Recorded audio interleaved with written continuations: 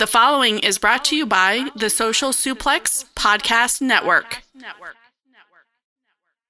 Hello, this is Zack Sabre Jr., New Japan Cup winner 2018. And you're listening to Keepin It Strong Style with my mates. Enjoy. Yo, this is Rich Latta from One Nation Radio. This is brought to you by the Social Suplex Podcast Network. We present to you the Ace of Podcasts, Keepin It Strong Style. Let's go. It's the Ace of Podcasts, Keepin It Strong Style. Covering New Japan, they ready to hold it down. Jeremy Donovan and the young boy Josh. Come and hit a job out in bury all the frauds. From the Tokyo Dome over to the G1. Social Suplex is the network where we can get it done. I'ma chill and let them have it, cause this is just an intro. Keeping the strong style, 6 stars from the get-go, boy. Yeah, from Tampa Bay to the Tokyo Dome, this is Keeping It Strong Style with your hosts, Jeremy Donovan and the young boy Joshua Smith. And thank you for listening. Welcome to Keeping It Strong Style, the ace of podcasts on the Social Suplex Podcast Network. Jeremy Donovan here with the young boy Josh Smith. On today's show, we will be discussing the new beginning in Tampa and giving our new beginning in Sapporo predictions, answering your questions, and covering all the latest news in the world of New Japan Pro Wrestling. You can support our show by subscribing to the Social Suplex Podcast Network or to Keeping It Strong Style on the podcast app of your choice and leaving a rating and review. You can get all the podcasts and columns over at socialsuplex.com. Make sure you check out our Pro Wrestling Tees store, prowrestlingtees.com/social suplex. That's where you can get your official Keeping It Strong Style t-shirt. And if you enjoy this podcast, please consider making a donation by visiting socialsuplex.com/donate and clicking on the donate button under the Keeping It Strong Style logo. All right, young boy, how you doing, man? How dare you ask me that question? You know exactly how I'm doing. I've come from the brink of death. I stared death in the eye this weekend, and I said, take me. This pain is too great. Unfortunately, it wanted me to suffer just a bit more. This was one of the worst weekends of my life ever. It started off as a good weekend and then ended up pretty badly. So both me and the young boy had some food poisoning and the fever. God. And friend of the show, Dan Coffin, as well. Yeah, Sunday morning was not great for any of us. I haven't really talked to Dan, but I think in the group chat he said he lost how many pounds? Like 12, I think he said. 12, 15, something like that. That sounds too much, but it's something crazy. Like, oh my God. It reminded me of that. Did you ever see that episode of Parks and Rec where they all got food poisoning? Yes. Bro, that's how I felt this weekend. Like, oh man, it started bad and then it got progressively worse and worse and then it got worse. And I was just like, oh my God, I can't believe this is happening. But the thing is, like, we all were not talking. So we were all going through it at the same time, but unaware of what caused it. Right, and like we were all supposed to meet up here at the dojo for Worlds Collide and Royal Rumble watch party. Dan was gonna make some of his infamous pulled pork. Oh, that doesn't even sound appetizing to me in any any way right now. And so around, I think it was probably like around noon, like Dan hits the group up. He's like, guys, I'm not feeling good. Like I can't come to the party tonight. And then me, I was like, bro, that works out perfectly because I'm not feeling well either. I was gonna try and power through and keep the party going, but that's terrible. That's terrible. So I woke up in the middle of the night and I was just feeling so sick. I went out into the living room and I just like sat on the couch and like cradled a blanket and I was like, what is happening? But I thought it was fine. And then suddenly like I felt my stomach like gurgling and I was like, oh no. And I won't go into too much detail, but me and the bathroom were acquainted very much so this weekend. And yeah, it was awful. Like I got like, I threw up. I haven't thrown up from actually being sick in like a decade. I literally couldn't believe it. I was like, this can't be happening. I'm like clutching the toilet bowl. And I'm like, no. Like I just didn't want it to happen. And then it did. I was scared. Yeah, dude, it was rough, man. Yeah. Oh, it was so bad. And then like the worst part was like, it was really, I've had food poisoning on a few other occasions. It's always really bad. But like I had full fever, body chills, muscle aches, weakness, headache. Like, yeah, I had a fever, really bad headache. Just, yeah. I couldn't believe it. And then I hadn't talked to you guys, so I didn't know what was causing it. And we'd gone to a local indie show the night before, which I don't even want to talk about that show. But I had a chili dog, and when I was eating it, my girlfriend was like, "You're gonna eat that? It looks disgusting." And I was like, "I'm hungry." And I was like, "We're at an indie show. It's what you do. You eat bad food." So Right. I ate it, and then I was like, the next day I was like, I know it was that chili dog. I know, handshake and a hot dog. My God. Yeah, and for me and Dan, we went to this Thai restaurant before that indie show, and we both got different things, but it was like, well, both me and Dan are sick, because before you chimed in, it's like, Yeah. it has to be the Thai place. And then you were like, well, no, I'm sick too. So then we realized all three of us had the sliders at the Northeast Tavern. Oh, I want to put it out there. put your name on it. We all three ordered the same thing. We all got sick. So we had our meetup, our fan meetup for the pre-show at this tavern. Had a great time, great experience, great staff. And then after the show, all of our cars were there. They're like, let's go grab a drink. And you know what? I didn't have a drink. I was like, I'm gonna be responsible. I had a water. And I was like, let's get some lean meat in here. Like, let's do that. You know, they had this, these steak sliders and with mixed greens. And I was like, that sounds pretty healthy. I'll do that.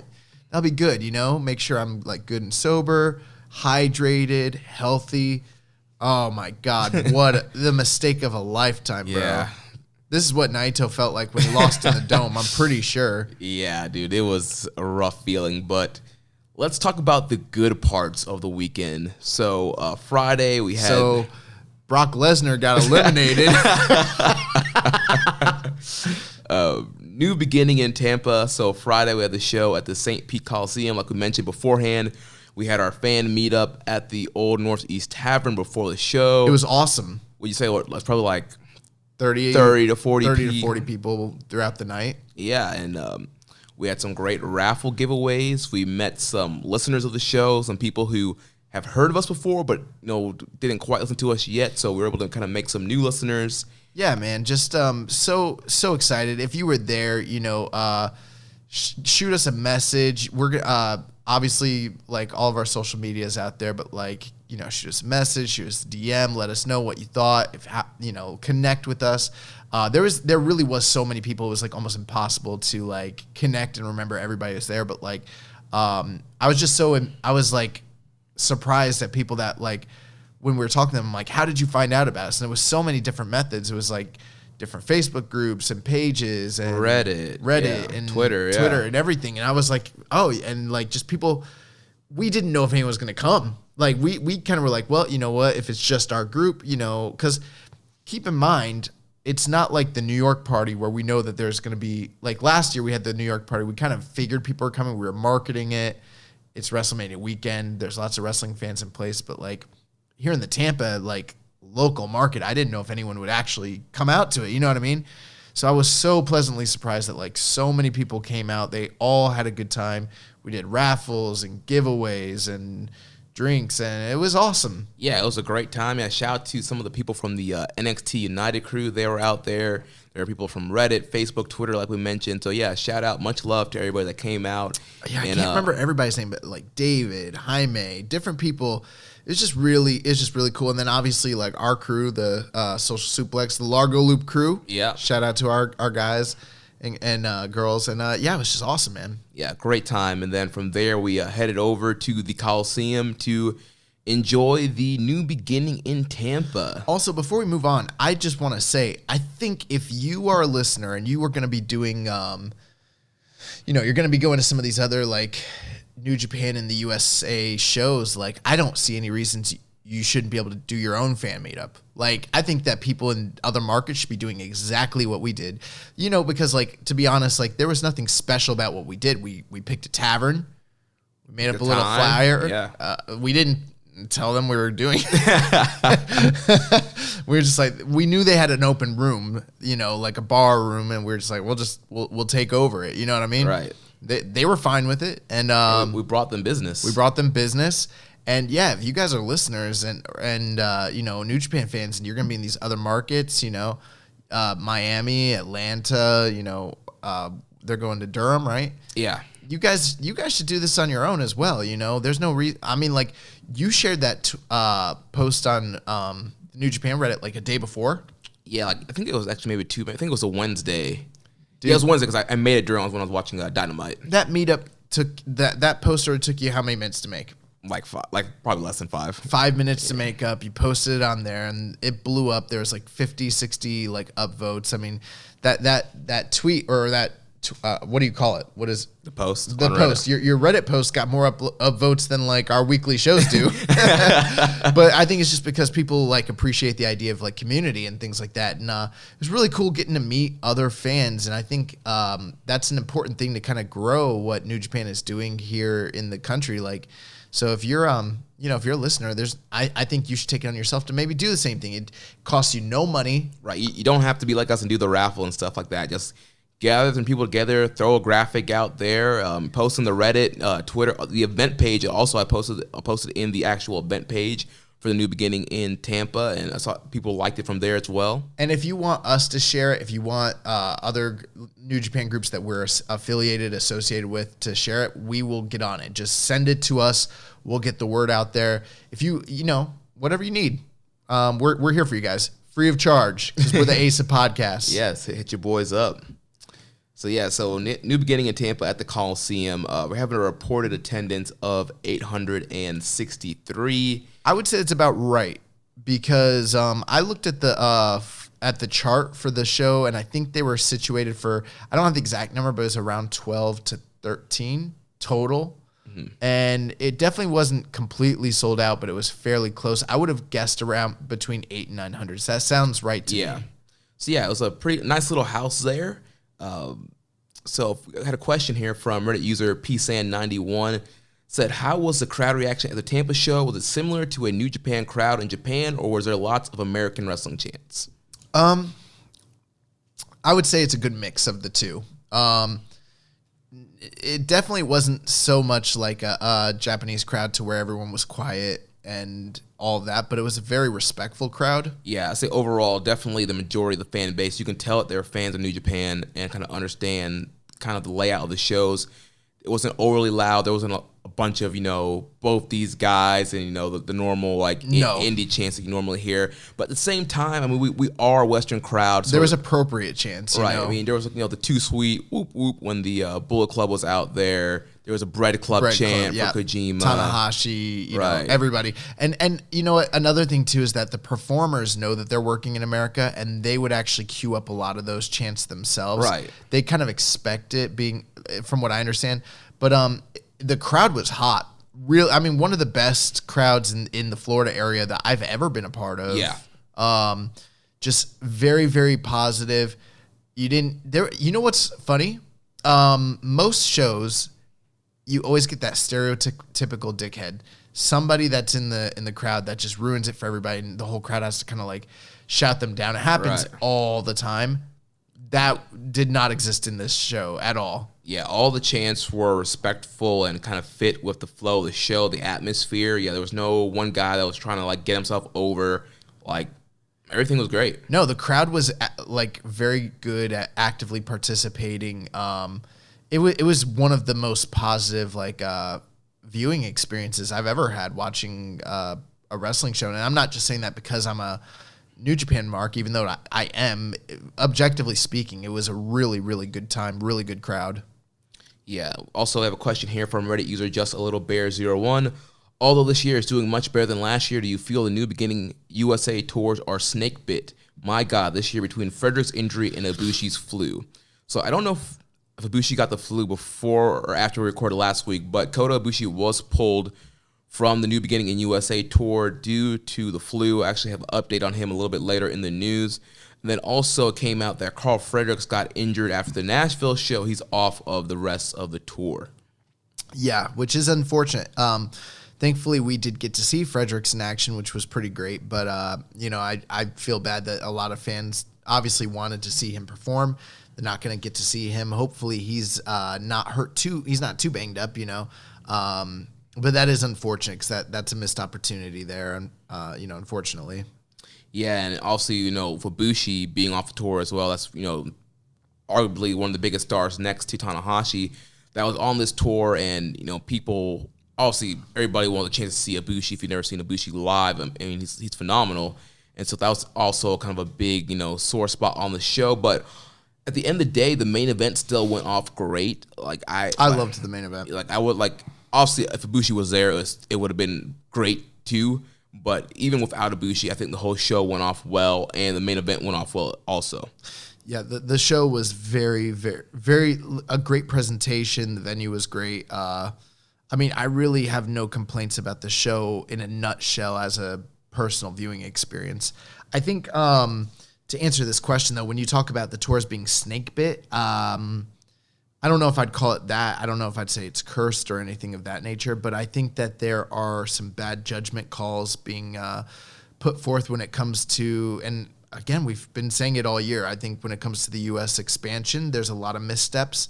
No one could have predicted this sickness or this injury, so I'm not going to go too hard at New Japan for that. Better than a visa issue.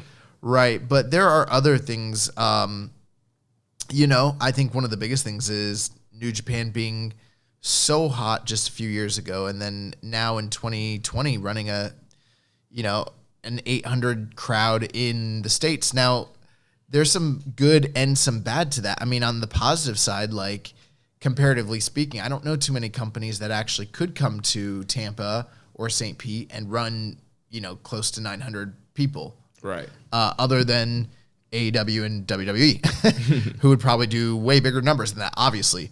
But, I don't think Impact could. I don't think ROH is going to right now. Maybe, I don't know. MLW, I don't know. Probably not. Yeah, maybe. Guess depending on who's on the card, maybe. Yeah, I know a lot of the bigger, Evolve doesn't do that. FIP doesn't do that. WWN just across the board, no. None of the local indies do. So, right. That's one thing. But, I was listening to one show and someone had basically said, well, what's better, running one show that's a 5,000 seater or what's more profitable per se, or maybe 7 shows that are averaging 700 or 800, right, long term. And I got to tell you, I think there's a good chance that running the 5,000 seat arena and doing one big show is maybe more profitable. And the reason I say it is this. This company needs a TV deal. When you look at what AEW was able to generate off the heels of one show, aka All In, and the perception of what they did and the presentation of it, they were able to kind of showcase that to investors and TV stations and leverage that into something greater. And I think that if you would have shown somebody the New Japan product with access tied to it from 2 or 3 years ago when they were doing Long Beach, yeah, you could probably get some sort of television off of that, most likely, or at least even draw more interest from fans. I think most people who go on to New Japan World when this eventually goes up and watch it will probably be very taken back, because even though the show was great, the actual quality of the video and all that's probably not going to be up to par with what we're used to from New Japan. They're probably not going to be able to parlay that into any realistic television deals in the States. And I think that's the difference between you compare this to say NWA Power, which comes off in a small studio looking like world class. You know what I mean? Right. I think they need to focus a little bit more on that. Yeah, I think they need to move away from doing the whole house show tour model here in the States. I like the idea of having your kind of key markets, but I do too. Do 4 shows within the year, pick one of those markets and rotate throughout those markets as you're going. Because think about it. If they had did a bigger show just in the Southeast, just one show, then you would have had people from all those different cities that they're going to traveling to the one spot. I got to tell you, I don't think that's a terrible idea, but long term, I don't know. I look at the UFC's business model, right?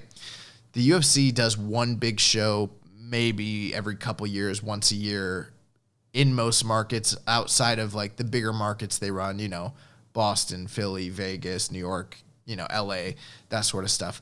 But because the product presentation is of such high caliber, when they do come, they do big numbers, and they're able to parlay that into television and streaming service deals to make them tons of money in those markets. I think that that's what this company needs. It's not a good look to be running 800-seat buildings when, AEW's drawing, between 5 and 10,000. Same thing with WWE on any average. On average, yeah. Yeah, that it makes it look minor league. The other thing too is I think that there's a problem with them being spread too thin. Granted, we made the case the other week. I was like, you look at the kind of buildings they're going to run here and the time of year that they're going to run them.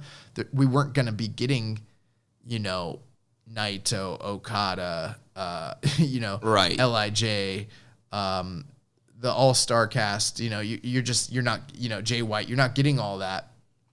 But at the same time, to get people really invested in the States, if you really want to do this touring model and make people want to come back and everything like that, I do think you have to give them more value than this. The people that bought these tickets, in my opinion, for the most part, the majority, and let's be a little gracious here and or generous and say 80% of the people who went to this are either peripherally aware of New Japan or big fans. It's probably realistically less than this, but let's say only 20% of those people are casuals or right, don't even know about it. I mean, what's 20% of 800? 160? Something like that. Is that going to move the needle long term for your long term business plans? A couple hundred people here and there. That's in this modern age with social media and television and all that. You need something more than that. This is such a antiquated model. It just isn't going to do anything. You know what I mean? Right. They definitely should not be running USA tours alongside Japanese tours. And if they are, I feel like the roster is big enough to where they could have sent a few more stars over. I feel like... this was an afterthought. Right. It's very clear. You should have representation of every faction, I think, on both tours. All the factions are big enough to split them and have half of chaos here and half of chaos in Japan. I mean, I think there's something to be said for them maybe just testing the waters. I think maybe this is them seeing what they can and can't get away with when it comes to these tours, Yeah. If they're happy with these numbers, it's fine. I think that New Japan could be much bigger than what they currently are and do better business in the States.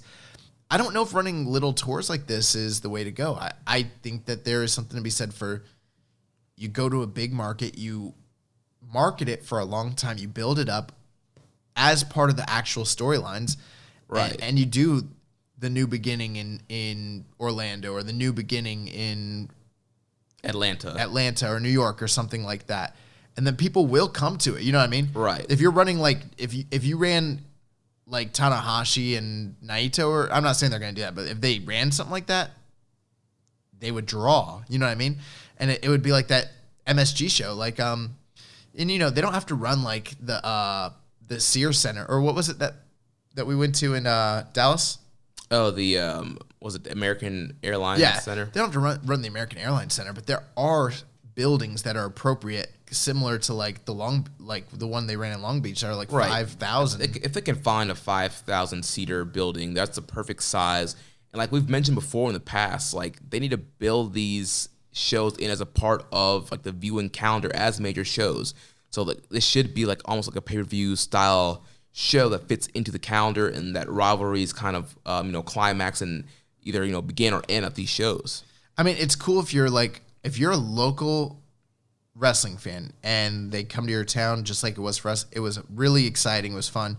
But we also knew at the end of the day that there was almost no actual storyline implications of what happened on these shows. And even if there was, it was so peripheral and just nuanced that you don't have to even watch this show to actually be invested in the product whatsoever. The quality of the matches was really high, but the significance of the show was very low, and that's kind of the trade-off there, and that kind of sucks. Right. Next question we had from Sir Sam. He said, "Who surprised you with their performance live?" Did anybody surprise you with their performance live? I don't know if any. You know what? For me, really, only a couple people surprised me. Not to say that I wasn't impressed, but like, I'm always surprised by the Young Lions, and Nagata and Kojima really performed well. Yeah, they definitely turned it up. Those are the guys that like surprised me personally. This was my first time seeing Alex Zane live. I thought he was pretty impressive. Some of the just high flying and stuff that he was able to do. And you know, I've heard Alex Zane's name come up on the Indies. He's kind of one of the top guys in like GCW and you know, Florida like backyard legend. You know, he's been all over the place. So I mean, I thought he was really good. And I would like to see more of Zane in the future. Yeah, I'd like to see more Zane. Nothing that he did really surprised me. I thought it was fine. I thought him and Jeff Cobb had a good match. But it was I think he gave me what I was expecting, if that makes sense. Gotcha. Kind of the same thing with Jeff Cobb. Same thing with Tanahashi. You know, pretty much all these guys. Even, I mean, there was really nothing here that surprised me. I think a lot of it was what I expected. The only big difference was, for me, the Young Lions seemed to be that much more motivated for some reason on this night. I think it kind of reminds me of last year for the New Beginning in USA tours, where they had the visa issues, and you know, Shibata came out and did that speech and said, you know, I am New Japan, Frederick's New Japan, Connors, Clark, you know, all these guys are New Japan. And so they felt, especially I guess Fabushi gone too, they felt the pressure of really turning it up and showing the fans like, we are New Japan, we are just as good as the top guys, and we are worth the price of admission. Yeah, they seemed that much more motivated than maybe even the rest of the roster, which was really great. And then Kojima and Nagata worked really hard in their tag team match, which was great to see. They just seemed really fired up for some reason, even more so than maybe usual. Maybe it's because they weren't saddled with Tenzan and Nakanishi. Yeah. But I will say this, even though I wasn't surprised by anybody on the roster, everybody on this night was impressive. Yeah. Every single performance was very impressive. It was a really great show. Yeah, everybody brought their A game from the opening match to the main event. Yeah, this was a really easy watch. This was a much easier watch than most Road 2 shows that they present, you know, in my opinion anyways. Yeah. So let's go over the card. Let's give our thoughts real quick. So Sure. Opening match, we had Mysterioso defeating Clark Connors of a backstabber.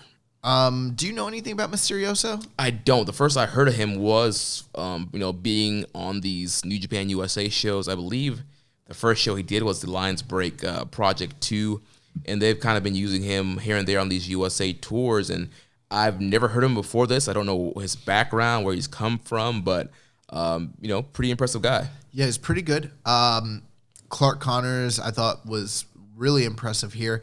They had a very solid opening match. Just thoroughly enjoyable. Everything made sense. Hard hitting. Exactly what you'd expect from like a young lion versus a veteran wrestler type of match. It was great. Yeah, I think the only problem here, it seemed like the ropes were kind of loose. And Mysterioso was kind of like bumbling a little, or not bumbling, but like slipping a little bit. Yeah, he's had a hard time getting his footing. You know, he did you know, a side moonsault to the outside. He did a lion salt on the inside. And both times, look, he's had like a hard time, like just getting that full spring off the ropes. Yeah. But other than that, match was very good. Then we followed up with Yuji Nagata and Satoshi Kojima defeating the team of Alex Coughlin and Ren Narita. Nagata pinned Coughlin with the Blue Justice driver. Yeah, interesting thing. The fans that were there they seemed excited for everything, but they didn't seem to be as excited for the Young Lions as I was. Did you kind of catch that vibe? I feel, yeah. Like, they were really into Nagata and really into Kojima, but they, like, seemed to not really know who Alex Coughlin was or even Ren Narita, which I don't know. I mean, like, we've seen some of these Young Lions get cheered on other shows, especially in the States, and But this crowd was like a smarky crowd, but it wasn't like a hardcore New Japan crowd necessarily. And I was a little surprised that they weren't like more into seeing the young lions. They were really into Nagata and Kojima. Yeah, dude, I was super excited. First time seeing Satoshi Kojima live in action in the ring. Me too. Dude, I was freaking marking out like a little kid. Yeah, I've never seen Kojima live. That was awesome. You know what? Have we ever seen Nagata? I don't think I've seen Nagata live either. Yeah, I don't think I have either. So yeah, that was awesome. And yeah, just seeing the machine gun chops in the corner, the Koji cutter, the strongest arm. It was just awesome, just kind of fan experience there. Just seeing these living legends live, and Young Lions brought it. Coughlin, man, he was tearing away at Kojima's chest with those chops. His chest was brutalized. And Narita looked great as well. We've on this show praised Narita from the very beginning, and he did great here. Narita, the more I watch him, the more I'm getting the feeling that like he might start to take on some of the aspects that Shibata used to like portray or embody. You know what I mean? I don't know why I'm starting to get. Before I used to think that eventually they'd turn him into like a sniveling heel because he kind of has like a dislikable face. Yeah, sort of like like Taichi.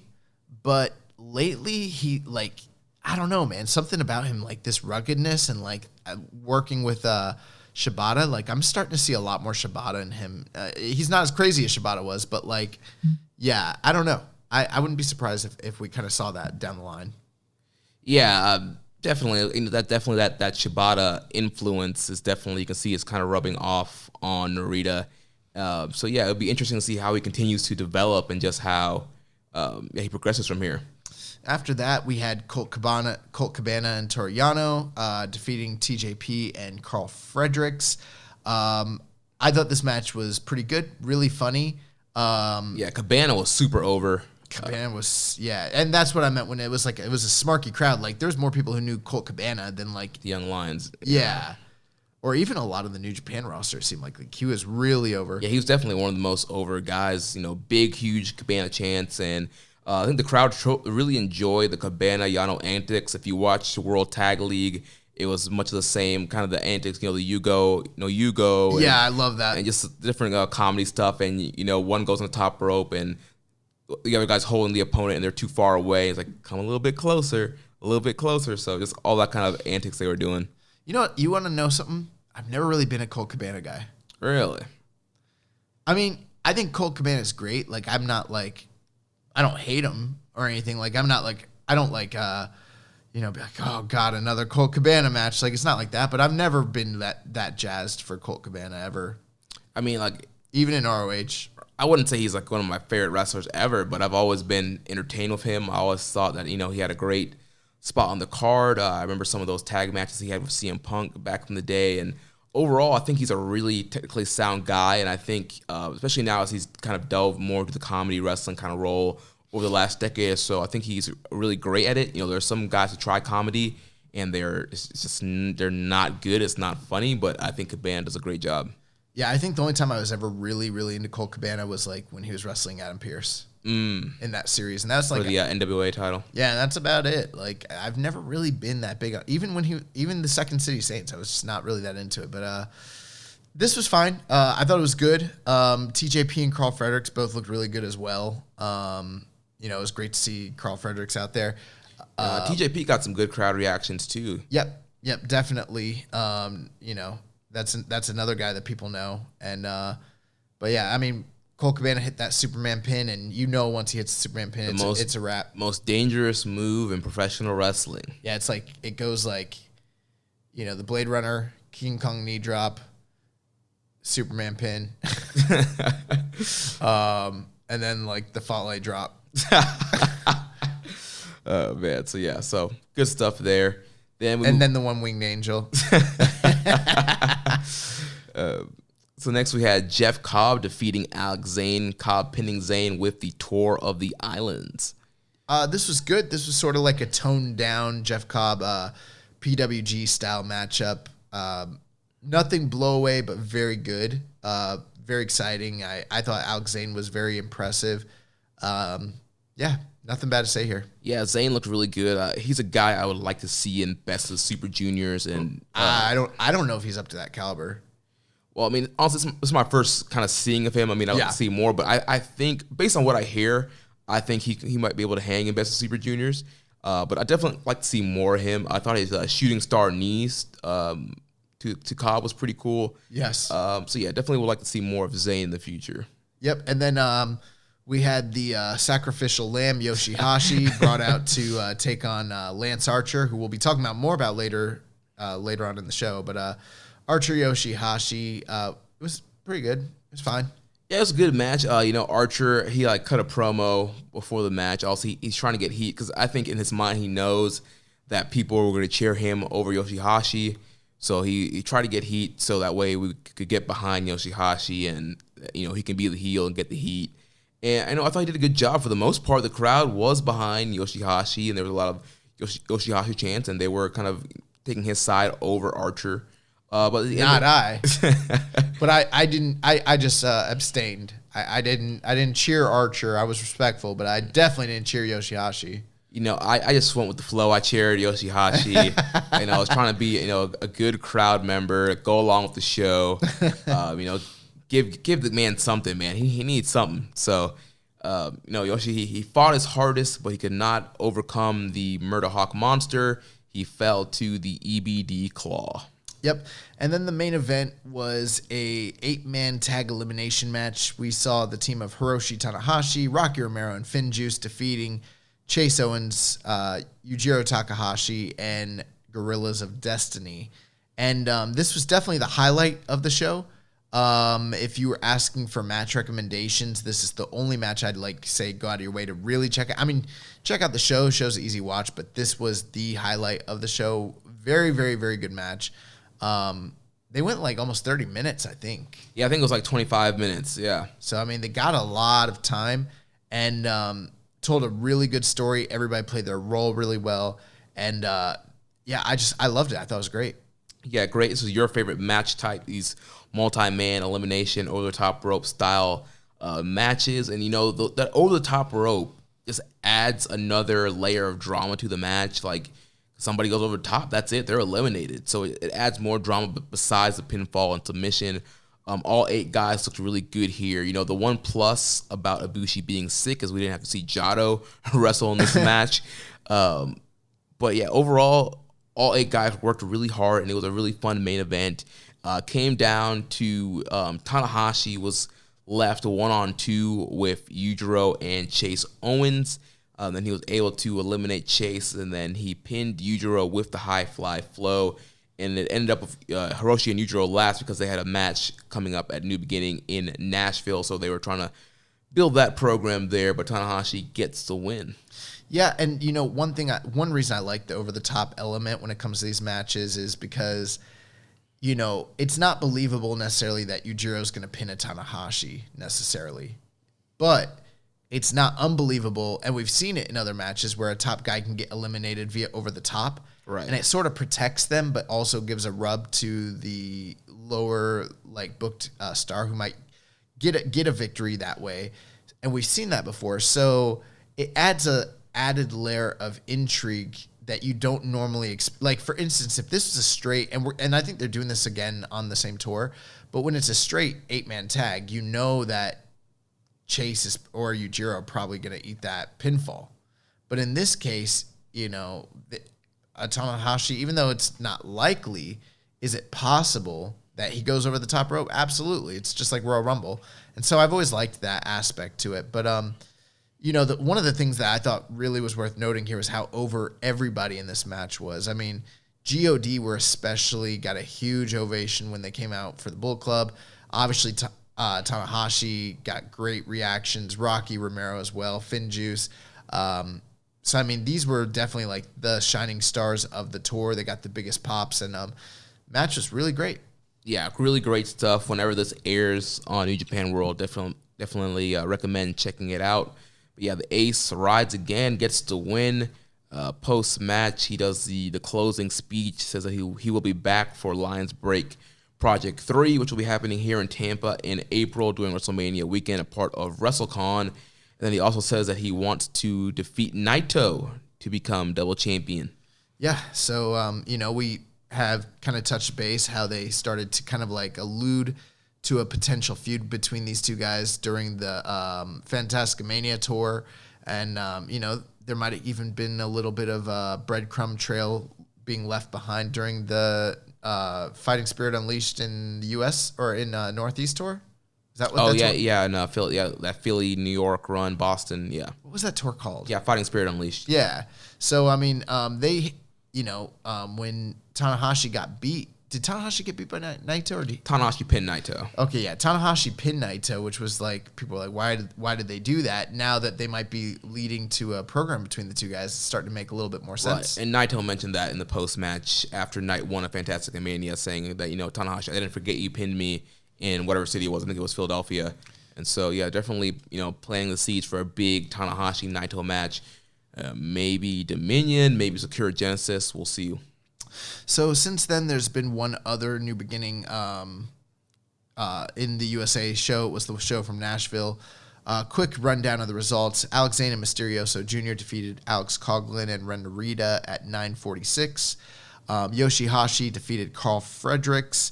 Colt Cabana and Toriano defeated Clark Connors and TJP. Jeff Cobb defeated Satoshi Kojima in a 10-minute match, which probably is pretty great.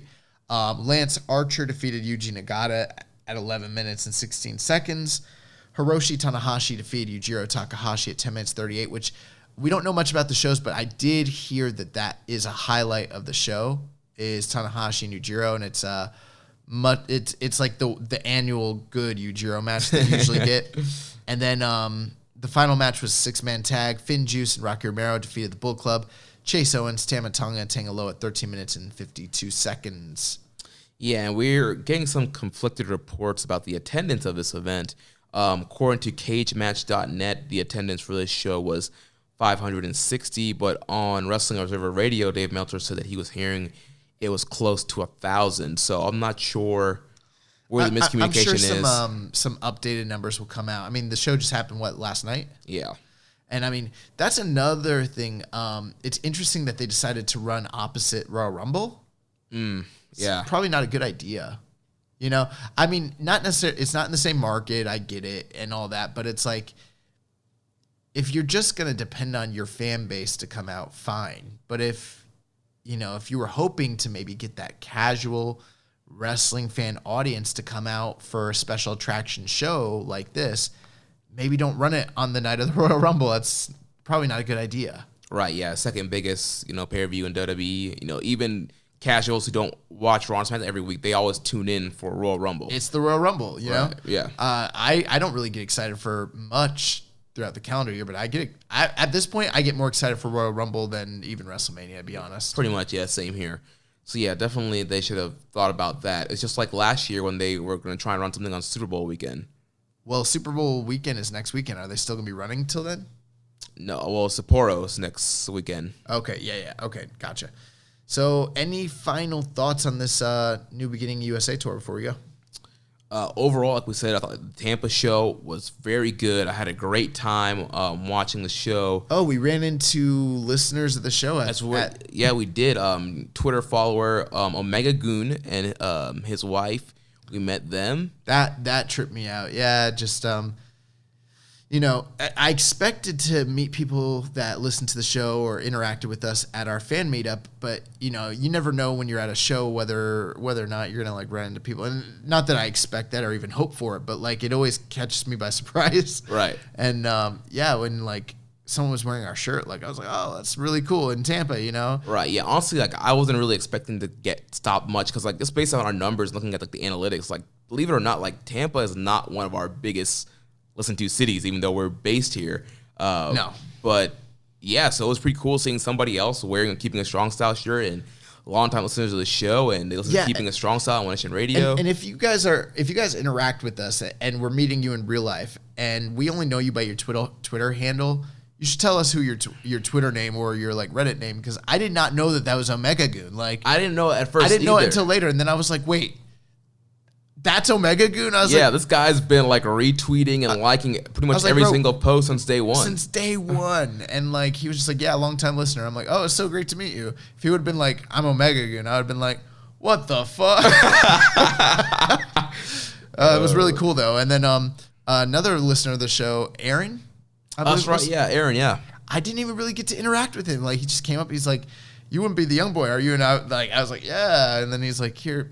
He gave us a nice little gift, and Aaron, those what you gave us was given away. It went to good use. It will be anyways. But that was really. I would have liked to interact even more than that. But it was really cool. I did get a chance to meet Aaron at the Ring of Honor Lakeland show. I think that was last year. 2 years ago, can't remember exactly when, but yeah, cool dude. And so, yeah, it's always great to meet people who listen to the show, put some faces behind names. Yeah, I'd like to. Hopefully, when they run here in April, we can interact with more New Japan fans and kind of even build upon what we've done here. We got some stuff in the works. We'll talk to you guys about it. Yeah, definitely. But yeah, overall, great time at New Beginning in USA. Looking forward to Lions Break Project 3 coming here a few months away in April. So now we're going to move on. We got New Beginning in Sapporo, 2 nights on Saturday and Sunday. Yes. Going to run down the cards and kind of give our predictions for each night. So we'll start off with night 1, opening up with a tag match between Tiger Mask and Yuya Uemura versus the Bullet Club team of El Phantasmo and Taiji Ishimori. Yep, so your standard opening match with a legend, Young Lion versus an established tag team. It's pretty clear here Bullet Club is going to pick up the win. But this might be better. Like, that's a pretty good matchup, honestly, on paper. Yeah, I mean, if Tiger Mask brings it, it'll be good. And, Uemura always has been on fire lately. Uemura's really gotten good. And I'd like to see him interact with Phantasmo and Ishimori for sure. So this should be a pretty good opener. Obviously, Bullet Club's picking up the win here, though. Yeah, I'm going Bullet Club, and it makes me think, too, that they're probably trying to start heating up ELP and Taiji for an eventual junior tag title rematch. Okay. After that, we have a 6-man tag team. No, there's no tag. Yeah, it's a 6-man tag match. Yeah, but for some reason, I kept saying tag. I was going to say title for some reason, and it kept tripping me up. 6-man tag team match. Hiroyoshi Tenzan, Manabu Nakanishi, and Yota Tsuji taking on the team of Toa Henare, Makabe, and Tomoki Hanma. And what do you think here? Let's see. I think the Toa Henare team is going to get the win here. I think Henare is going to pin Tsuji.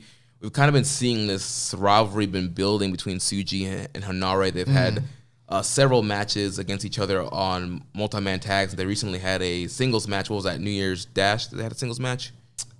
Yes. So they've kind of been having a very similar rivalry as Toa Henare and Ishii, kind of. Was it New Year's Dash? I can't remember. Was it Fantastica Mania? No, I don't think so. Toa Henare wasn't on the tour. Was it Road to Tokyo Dome? It might have been Road to Tokyo Dome, yeah. Yeah, I'm gonna go with you. During Wrestle Kingdom, I took there was a similar matchup here, and I took the Togi Makabe team, and Henare was on the opposite end. But in this case, I get the best of both worlds. So whether it's a King Kong knee drop or a Toa bottom, you've got 2 strong finishers there on the one side versus, I guess Tenzan could pick up a win, but I think we're gonna see Henare and Great Bash Shield pick up a win here. Definitely.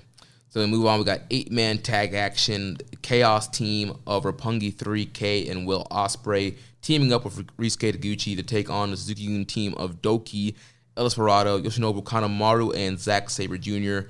And here they're building up that Rev Pro British title match between Sabre and Ospreay, also building up the junior tag title match with Roppongi 3K and Desperado and Kanemaru.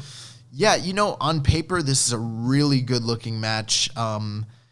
Keep in mind, though, it is a Suzuki-gun match, so it'll probably be privy to all the, different match tropes that we've become accustomed to when it comes to these types of matches. That being said, this will probably be decent, but I think it's pretty clear that we've got Doki on one side, and he's the clear pin eater here, so logic tells me Chaos is going to pick up the win here. I could be wrong, but that seems to be the way to go. Yeah, I'm going Chaos also. Doki got pinned every single night of the Fantastica Mania tour, getting pinned by non-New Japan guys, so... That's political, though. I think it makes a ton of sense that he's going to be the one to eat the pinfall here. Then the Chaos team will get momentum going into the matches. After that, we have a tag team match. Robbie Eagles and Ryu Lee teaming up to take on the LIJ team of Bushi and Hiromu Takahashi. Dude, this could be really great. That's a great matchup. We've never seen Eagles and Ryu Lee team together, so Bushi and Hiromu, longtime tag team partners, so there's going to be an element of sort of like unfamiliarity, unexpectedness. They got the element of surprise, taking on a well-established tag team who, mesh and work really well together. I don't know what to think about this match exactly, but I think it is interesting that Robbie Eagles was the last man to pin Hiromu Takahashi, and him teaming up with Ryu Lee. Obviously, they're going into the title match for later on this tour between Ryu Lee and Hiromu Takahashi. I think that's an interesting storytelling element. What do you think? Yeah, as far as the prediction, I'm thinking that it would make a lot of sense for Robbie Eagles to kind of get the pinfall here, seeing as he did pin Hiromu in that Birds of Prey versus LIJ match, and kind of continue to build up Eagles as that next challenger. Do you think he beats Bushi or Hiromu? See, that's the thing I've been thinking about. I think he beats Bushi. Yeah, it probably makes more sense to beat Bushi, especially since he's a champion now and he's going to be defending against Ryu Lee coming up. So you have him pin Bushi, and then once again, he can be like, you know what, I pinned Hiromu, I've pinned Bushi, I've pinned, two former junior champions, 2 former junior tag champions. I deserve my singles match. Yeah, in most cases, looking at the talent lineup, I'd probably always go Ryu Lee and Robbie Eagles just because Bushi's the weaker of the 4. But when you take into account the fact that Robbie Eagles has a recent pinfall victory over Hiromu, you could hypothetically, have Hiromu beat Robbie. Right. And then that kind of makes Robbie Eagles' win from earlier during Road to Tokyo Dome sort of null and void at that point, I suppose. But at the same time, that would kind of stop him in his tracks, and it seems like they want to build him up as a future challenger. So, yeah, I think that makes the most sense. You have Robbie Eagles beat Bushi, keep him looking strong. Now he's pinned both Hiromu and Bushi. Now he's viable for down the line. And I can't wait. This will be the first time that we've seen Ryu Lee and Hiromu head-to-head in a matchup since that fateful night when Hiromu's neck was broken. So, yeah. Yeah, this is going to be a really fun, high-flying matchup. Rich Latta Pro Wrestling written all over it. Really looking forward to it. So far, this is a really good-looking New Beginning show. Yeah. And following that tag match, of another tag match with Bullet Club representing Jay White and Kenta take on the LIJ team of this is not right, of LIJ team of Naito. Bushi pulling double duty on this evening. LIJ team of Sonata and Naito. I was like, why they got Bushi in there again? So this is obviously Tetsuya Naito and Kenta will be facing off in the main event of New Beginning in Osaka? Yes. For the double title championship, and Sonata and Jay White will be facing off in singles action. So this is a preview match for that. This is the first time we've ever seen Jay White and Kenta work hand in hand as the de facto leaders or top 2 guys in Bullet Club. So that there's an interesting element there. I don't know what it's going to be like to see them kind of working together. And they teamed at New Year's Dash, didn't they? I don't remember New Year's Dash at this point. Like, they might have, but who did they wrestle? I don't remember. Naito and Sonata. I think it's the same match. Oh, is it? Oh, I guess you're right. My bad. Sonata pinned Jay White. Literally, like, so much wrestling happened that week, and I remember at one point someone asked me, like, what happened on New Year's Dash? Bro, I kind of don't remember. Like, it's, and sometimes people say that sort of thing and, like, they don't mean it. Like, I kind of really don't remember New Year's Dash. It's kind of weird. It's a mind meld at this point. But, okay, so this is a rematch of the match we saw during New Year's Dash. But I kind of lost my train of thought there. Jeremy, what do you think? So LIJ got the win last time. Sonata pinning Jay White. So I'm going to go a little 50-50 booking here. I'm going to think that Bullet Club will get the win here. This is a very tough one because you have 4 very strong individuals in Sonata, Naito, White, and Kenta. This is a hard one to actually predict, honestly. I don't know, man. It's a great tag team match on paper. It's very seldom that we get a tag team match with stars this big that's this hard to kind of predict. Right. There's no clear pin eater on either side. No, not at all. And that's going to make this very intriguing. I'll go with Jay White and Kenta to build up some heel heat. And who's taking that fall? You think Sonata or Naito? I would say Sonata. Jay getting his revenge on Sonata. That makes sense. Okay. I'll ride with you. After that, we have a tag team match. Jon Moxley teaming up with Kazuchika Okada, the Rainmaker. They're taking on the Suzuki-gun team of Minoru Suzuki and Lord Emperor Taichi. Yeah, this is another, great tag match here with 4 big stars. Yes. First time we're going to be seeing Jon Moxley teaming up with Okada. We're going to be seeing... With anybody other than Shooter. Right, yeah. We're going to be seeing a lot more of Moxley this year in New Japan. It's the start of it right here, so...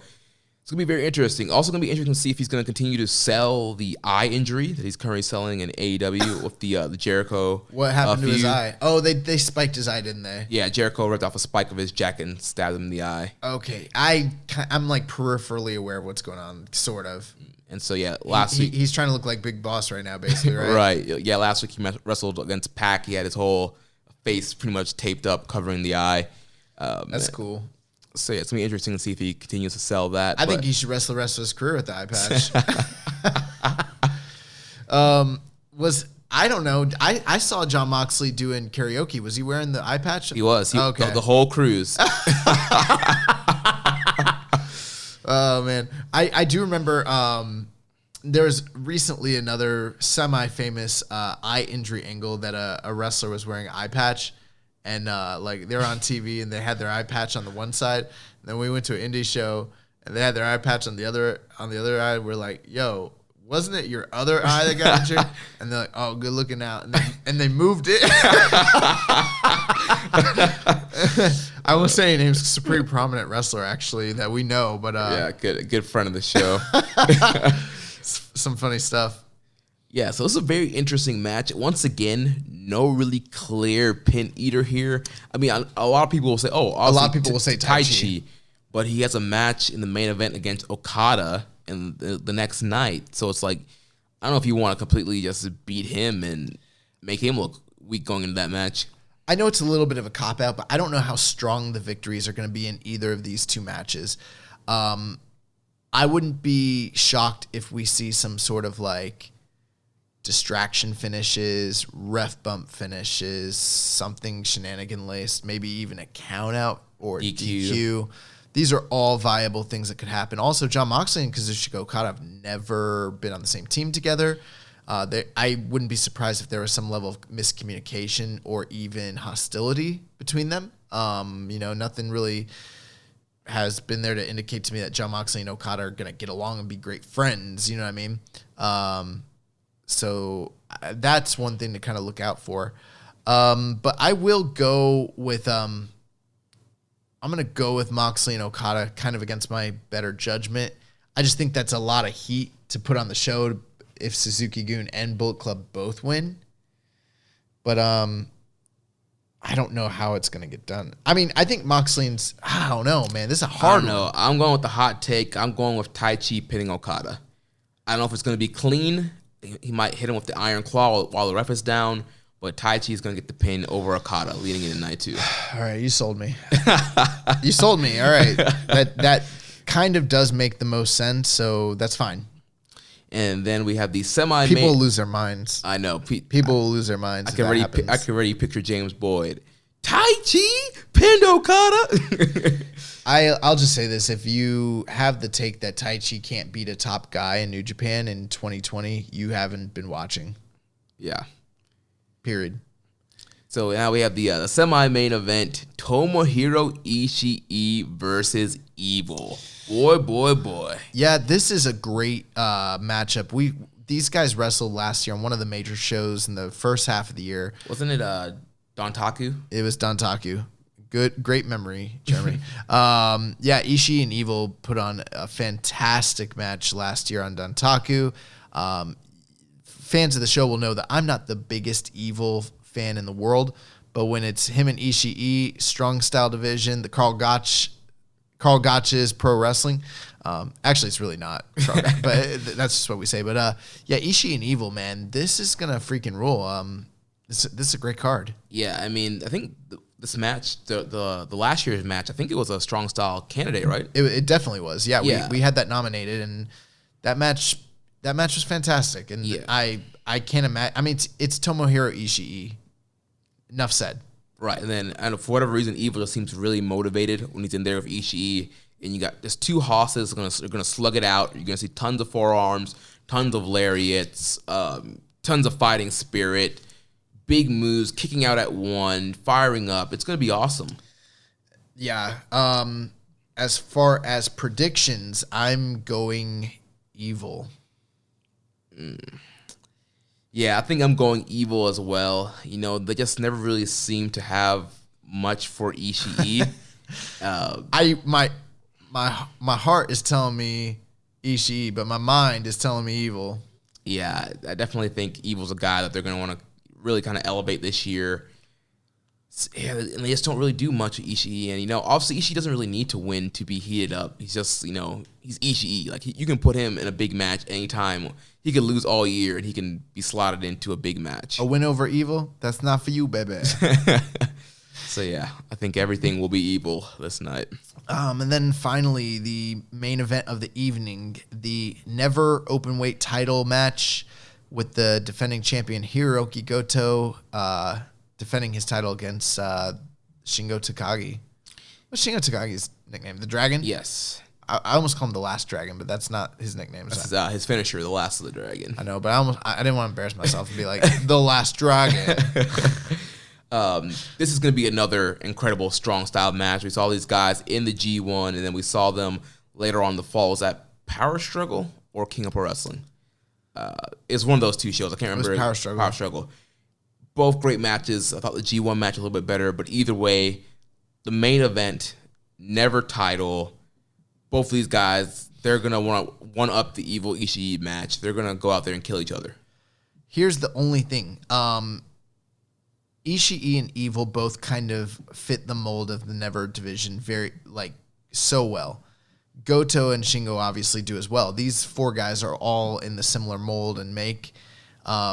Some people might see that Ishii and Evil match as being a de facto number one contender match for this. I don't know that that's the case, but that would not be unlike New Japan, or that'd be pretty logical. There is the case that if you think Shingo's winning, that maybe Ishii should win. Right. And that if you think Goto's winning, maybe Evil should win, because then you don't have stablemates, against one another. On the other hand, maybe you have two guys from the same stable both win, and then they don't have to fight each other. They can kind of go into different directions. You don't have people clamoring for Evil to take on Shingo and vice versa, that sort of thing. So it kind of depends on what they decide to do as far as booking goes.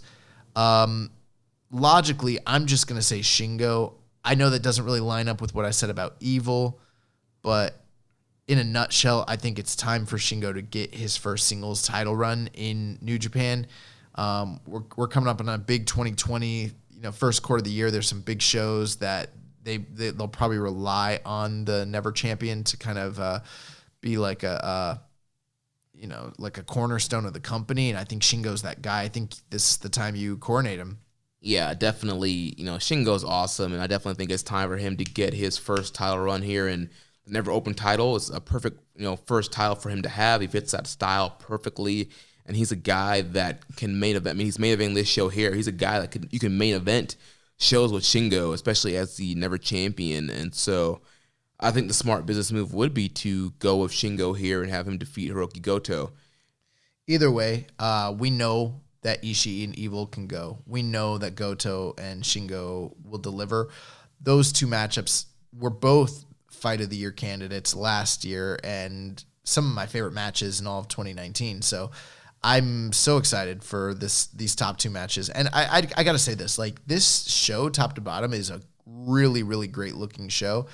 Some people might hand wave it, look at it, just, if you just look at it and don't really delve into it, you're like tag team matches and then a couple Never matches, and they might just hand wave it. But if you really think about it, look at the star power of who you have on the show. Moxley, Okada, Suzuki, Naito, Jay White, Kenta, Hiromu, Dragon Lee, Will Ospreay, Zack Sabre Jr. I mean, this is a freaking stacked show. Yeah. And that's just the undercard. And this is how you as a company, when you want to make stars, this is so smart. You take guys that you're elevating and put them in the main event, and then you support that with your top stars in meaningful matches on the undercard. Right. So you're still getting your Okada, you're still getting your Moxley, Suzuki, but they're not taking up the main event spotlight. You can feature, Evil, Ishii, Goto, and Shingo, elevate those 4 guys. And I also want to say this, for the Japanese fans that were complaining about no Tanahashi and no Kota Ibushi on this card, with all due respect, shut your mouths. You guys have the freaking dopest card. You're getting all the meaningful matches. You're getting all the really, really great, look at the talent roster you guys have. And we got Tanahashi, and it's great that we got Tanahashi. It's so awesome. But I mean, come on, what we got does not compare to this. Like, throw us a bone. Give us somebody. Just give us something. So now we move on to night 2. And night 2 of New Beginning Sapporo is going to open up with a singles matchup between Toa Henare and Yota Tsuji, which we just kind of mentioned their rivalry that they've been having. So we have another singles match here between Henare and Tsuji. Well, I think that Henare is obviously picking up the win here. I'll say what we say every time. These are 2 guys that on paper look like they should fit hand in glove, but they tend to not really deliver as high as I'm always hoping for. But the prospect of them wrestling is always so enticing that I still get excited for it. I hope that some of the kinks are kind of worked out, and maybe Henare can help Tsuji raise his game just a bit. But these are 2 of my favorite guys that are at that level of the card, so this match should be really good. Hopefully it's better than what we've seen from previous outings. Yeah, and obviously Toa Henare is probably picking up the win here, defeating the Young Lion, and kind of continuing to pick up some momentum here. Yep. After that, we have a 6-man tag team match. Tenzan Nakanishi and Tiger Mask taking on Togi Makabe, Tomoaki Hanma, and Yuya Uemura. And I think it's pretty clear here we will be getting a Tenzan Nakanishi Tiger Mask win, defeating the Young Lion of Yuya Uemura on the other side, and also picking up a measure of revenge from the previous night because, again, we think Tenzan Nakanishi is probably going to be on the losing side the first night. Right. I could see Tiger Mask picking up the win on Uemura just because they kind of teamed together, and Tiger Mask has kind of mentored Uemura over the last year or so that would make sense. Or Nakanishi could get the win since he is getting ready to retire, and his retirement show is coming up next month. So either of those guys I could see getting the win for their team here. Totally agree. So then we move on to singles action. We have El Phantasmo taking on the debuting Gabriel Kidd from the LA Dojo. So, I've never seen Gabriel Kidd. I kept getting confused when people would talk about Gabriel Kidd because they would talk about Gabriel and I would think about Justin Gabriel, PJ Gabriel. Black. And then when I think about Kidd, I would think of Tyson Kidd. So this name Gabriel Kidd sounds really familiar to me. I think I know Gabriel Kidd, but then I realized after seeing him and everything, I'm like, I have no clue who Gabriel Kidd is. He's not who I thought he was at all. But from what I've heard, he's really good. So much so that he, from what I understand, it has been on the indies for quite a while and is a pretty accomplished UK wrestler. Yeah, I believe he has a pinfall over Zack Sabre Jr. in Rev Pro. Yeah, friend of the show, Jimmy Flips. Bro, from being sick this weekend, I'm losing it. What's wrong with me? What? Ben Schaefer. Ben, God, dude, I hate not remembering names and things on the air. It's so freaking because I've got such a great memory, and then I'll forget a name, and it drives me crazy. Yeah, good friend of the show, Ben Schaefer. He sent us a video, and he was showing us that Gabriel Kidd had wrestled all these guys in the UK scene. So it is interesting, kind of seeing him come in through the dojo system. And I think he's also defeated Phantasmo in the past in UK indie scene. Obviously, where they're at in their careers at this point, especially in this promotion, are very vastly different. But I think it's a good first match for Gabriel Kidd, especially if he's wrestling someone that he's familiar with, maybe has some measure of chemistry with, and not a bad way to kind of establish a character for him, even if it's just as a young lion. New Japan really likes to draw on histories of these guys, especially if they have experience with one another from outside companies. They don't shy away from that. They usually will allude to it on the commentary and even play it up in the storyline. So I'm sure Phantasmo's picking up the win here. I do think it's interesting that we have Phantasmo in a singles match the next night after they're kind of heating him and Taiji Ishimori up for junior tag aspirations again as well. So real interesting match here, but Phantasmo's definitely picking up the win. Yeah, definitely. Obviously, Gabriel Kidd's going to be coming in as a young lion, coming in from the LA dojo. So yeah, ELP will get the win here. They'll heat ELP up, probably getting some momentum. Best of Super Juniors is right around the corner. Also, there's a potential for a future junior tag title match like we talked about. So you get ELP, you get him a win, and then you kind of get Gabriel Kidd over in the match as well, introduce him to the crowd, and then, we'll probably be seeing more Gabriel Kidd in the future. Yep. And after that, we have a 6-man tag team match, Chaos team of Hiroki Goto, Robbie Eagles, and Tomohiro Ishii will be taking on the team of LIJ, Bushi, Evil, and Shingo. Very interesting matchup. A lot of return bouts here from matches that took place just the night before. What are your thoughts on this, Jeremy? So I'm trying to think if this is the preview match for the Never 6-man title match. It is. That's coming up. These are the exact two teams, right? It's the right? exact same two teams. Gotcha. So yeah, so very interesting here that there's a non-title match kind of heading into that title match that's going to be happening the following week on the Road to New Beginnings show. And how does that make you feel, given the fact that given the fact that Shingo's wrestling Goto in a title match, and then he's already like the Never 6-man champion. I don't know. This all just seems it's weird that they're doing the exact same match, but with non-title implications. Yeah, with that happening, I'm guessing that the Chaos team is going to get the win here. Right. To kind of solidify them getting a title shot, because honestly, obviously two great teams here, but what did Goto, Eagles, and Ishii do to earn a 6-man title shot? Does it make sense to think that Ishii and Goto probably, that might solidify our predictions that they're probably losing the night before, and then they get a measure of revenge the next night by picking up a 6-man tag team match win over those same guys? Yeah, I think that makes a ton of sense here. I think so too. And then, a lot of times in New Japan, it's not uncommon for them to do a match where the challengers, and I kind of hate it, to be honest with you, but they'll do a match where the challengers will face the champions in non-title match, and they'll win, and then go on and lose the actual title match the next time. They do it all the time. The last time I can remember where they didn't do that was when Desperado and Kanemaru they won their title match after they had won the preview match against Roppongi 3K, because Roppongi 3K just couldn't seem to beat those guys forever. But we saw it on the Fantastica Mania tour recently with those 6-man titles. They do it all the time. So I think that's exactly what they're doing here. I think Chaos is going to pick up the win, and then LIJ will probably they'll probably retain their titles later on the Road to show. That being said, we've already talked about the level of talent that's in this match, and this is going to be really good. Yeah, it's going to be an awesome matchup here.